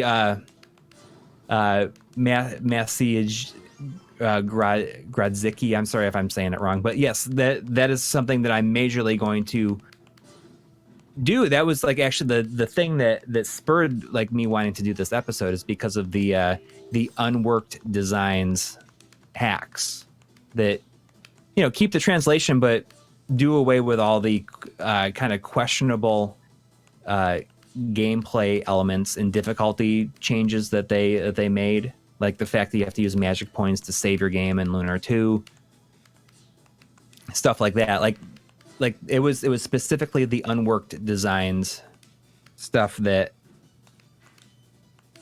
got me interested in making this episode, because those are the kind of hacks that I'm interested in. And I think that'd be a fun episode. I think that people will probably be interested in that, because so many like videos looking at hacks are just like, oh, like it's just like focusing on like insane difficulty stuff, like the Kaizo Mario, or like as I said, like that's my favorite one. It's like, oh, this one it's hilarious. Sonic's fat. It's like that's the game. It's like he's can't eat it so many rings because they're like donuts or something. I think I played it. I think someone told you to play it on a stream or something. Yeah, and like there's certainly like a value to it, but that like those kind of hacks have no interest for me. So I thought it'd be more fun to do like a video on hacks that are actually like useful and good. Because I think I get you. So I mean, I don't think that it'll be interesting to everybody, but I think that it's kind of cool, seeing like the Contra Hardcore, like playing Contra Hardcore, but all it has restored is the life bar from the like being able to take 3 hits from the Japanese version. I mean, could make people more interested in playing them, for one. That's the end. What did I get? 22. That's not bad. That's fine. Yep, I'm just gonna play 1. Closing now. Done. Told you I could do it. I mean, there's probably tons of stuff that I haven't even thought of. in terms of like those kind of hacks. And I mean, like the Metroid map hack is like something that is something I didn't even think of until it was mentioned here. And I know that there's just a ton that, I mean, I'll do as many as I can. But I mean, especially like Pyron's like color restoration hacks, those are good. So I guess think of it as a way that you know, on the EverDrive episodes when I show like here's some hacks that we think you should check out. Imagine that idea like spread into like an entire episode. So that's gonna be my next episode. So look for that in 2 weeks. Nice. We're holding you to it. 2 weeks. Yeah, well, I'm intentionally going in and making like it's gonna be a lot of gameplay, by probably very very minimal B-roll. Like basically, like, let me look at the calendar. Like you're coming here, like the 10th. So like, I would say like by Friday, like you need to be like whatever you have recorded, whatever you have written, like by Friday, you just like gotta cut it off, have your script polished by Saturday, and be editing by Sunday at the latest. Right. That's the plan. I mean, I'm feeling pretty intense about it, but I mean, now I think if I'm going to be there by the 10th. See, Colin Barons asks, what about, which thank you for the $2, by the way. What about Pokemon ROM hacks, completely new games? Like, I think that's the kind of hacks that we're specifically talking about not getting into with this, because that seems to be what most people are looking at when they look at hack videos, is they're looking at like, what is this totally new game or totally wild thing? We're looking at more, what we're more interested in is like smaller, more subtle tweaks, I think. Yeah, or just, you know, like restoring how the games like were like Japanese version difficulty, stuff like that. Stuff that, I mean, like getting into completely new games. I mean, I think I say it in like what I have written in the script so far is like we're generally not huge fans of user generated content, Right? and that kind of falls under that same thing. Like Sonic 3 Complete. I mean, I like that is like it totally makes sense. Like in a lot of ways, it's the idea is stuff that could like possibly like actually exist. Yeah, I mean, I think my whole thing with like user generated content is like, Kathleen Delacourt says, right, like the SNES Chrono Trigger with PS1 cinematics. That's a great example. I think that's pretty cool. Oh, that like on the SD2 SNES. Yeah, like that's kind of definitely be a cool thing to mention. I saw like, Mitch B gave $2. Thank you. Ask, will you do a meetup in NC? I assume he's probably specifically talking to like when you're here. Yeah. I don't know if that's really going to be possible with the limited time we're going to have, but there was like a convention somewhere in North Carolina. That someone was talking about a few weeks ago, and I can't even remember where it was or what it was, but someone, next time anyone is going to a convention in North Carolina, remind me that it exists well enough in advance that I can plan to go. Because I don't even know what they're called. So yeah, send us messages or send the convention organizers messages to tell them, you know, hey, what about My Life in Gaming? Have them come. Yeah. But yeah, I mean, there's a lot of hacks. I'm going to do the best to talk about all the ones that I can. What I'm going to do tomorrow is I'm just going to record from a bunch of different stuff and I'm going to write them as I go. And it's just like, I'm going to see what I can do with it. I'm going to do my absolute best to get as much in there. I'm sure there's going to be a lot of stuff that I'm going to miss, but I guess if the subject is popular enough, I mean, I could definitely do another one.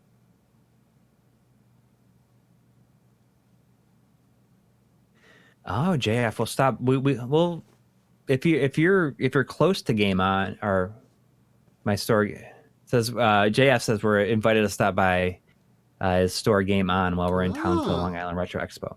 Yeah, we'd be into that. yeah, I'd love to. We really felt bad that because we met the guys that ran Brooklyn Video Games when Mhm. we were in New York, and we're like, oh yeah, yeah, we'll go to your store, and then it turned out to be like a $65 Uber, and we're like, oh, it didn't happen. Yeah. Um, but yeah, I mean, if people have specific hacks, like either send us a DM on Twitter, and I'll do as many as I possibly can. I mean, there's got to be tons that I haven't don't even know exist, but I will do Yeah. as many as I can. But I mean, if you can Yeah, think I of mean, stuff you're that kind of probably fit into, you're not going to do like total game conversions yeah, or like I don't have or any real interest because I would do you just think I would play that. do you think you'll leave out fan trans like full Well, on I fan mean, trans? I mean, like translation restorations or something like that are interesting, but like I mean, there fan translations is a whole other topic. right. I mean, Like I a might from address a scratch couple. translation. Right, right. I mean, there might be certain ones that I will think of. I mean, that I was thinking about like at least showing the ease ones, but I think I'd just save that for an ease episode. Mm-hmm. Um, but I mean, stuff like Terranigma never came out in the U.S., but it has an official translation and it was released in Europe. And you like, there's a 60 hertz version of it. You can play it with you play it at 60 hertz in your like in like the official translation. Sometimes like they will take hard to read fonts and change them. They actually did that with Terranigma. So it's kind of hard to read. Like the font is difficult to read.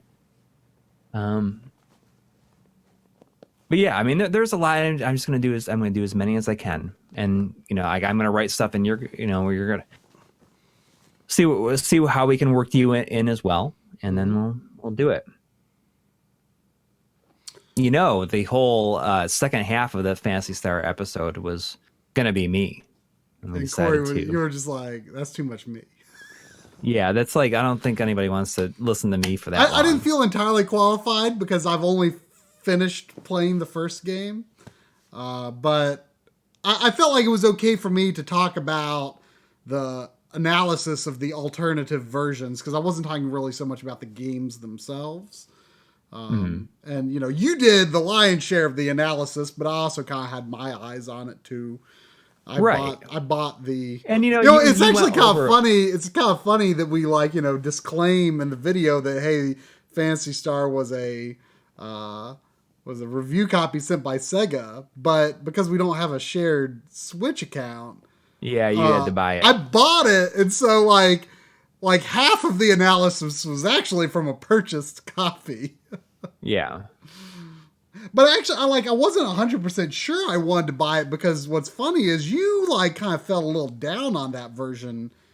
And like when I was looking at the stuff you were showing me, I'm like, oh, well, I don't know. Some of this stuff is sounding interesting to me. So I think I actually kind of brought a more positive spin back onto that section because the only really major problem with that version I thought was the bad PSG audio, which hopefully maybe that could be fixed with a patch. Like I don't even understand how that happened. Like that's definitely a pretty big problem. But the only other thing I didn't see it mentioned anywhere else either. And I think that a lot of the reason we haven't seen it mentioned anywhere else is because most people are probably playing it with the FM soundtrack. Because FM, it's better. They just assume. Well, not only that, or they just wanted. I mean, I know that I played through a good amount of the game without it because with the FM because it was just a different way to play the game. I can't believe after finishing that episode, you actually, in the end, still played through that whole version. Like after the episode was done. Yeah, I beat it yesterday. That's amazing. That's cool though. Yeah, I mean, It's very easy when you just are using the fast forward all the time. Yeah, So and I very mean, easy after you've played like all these different versions and you know exactly where to go. yeah, exactly, exactly. All right, is that going to do it? I think that's gonna do it. All right, it was nice just having just going back to the old casual formula again. You know, just us. Yeah, yeah. It's But it's it's it's nice. it's been a It's a little bit while. more. It's been a while. But I mean, I guess so. If It's I'm gonna always be fun to there have on guests the, on too. if I'm gonna be there. We'll do an in-person stream probably on the 12th. Then Yeah, I'm sure we will. So we'll have to probably think the of. same day that I would release this episode. Probably that I'm gonna be Oh yeah, getting into. yeah. We'll have to think about what to stream if we're going to make it anything like big. Yeah, I don't know. We'll think about it. All right. All right. Thanks everybody who donated and hung out. Yeah. It was fun. It's fun. Thank you. All And right. we'll see you next week. Good night.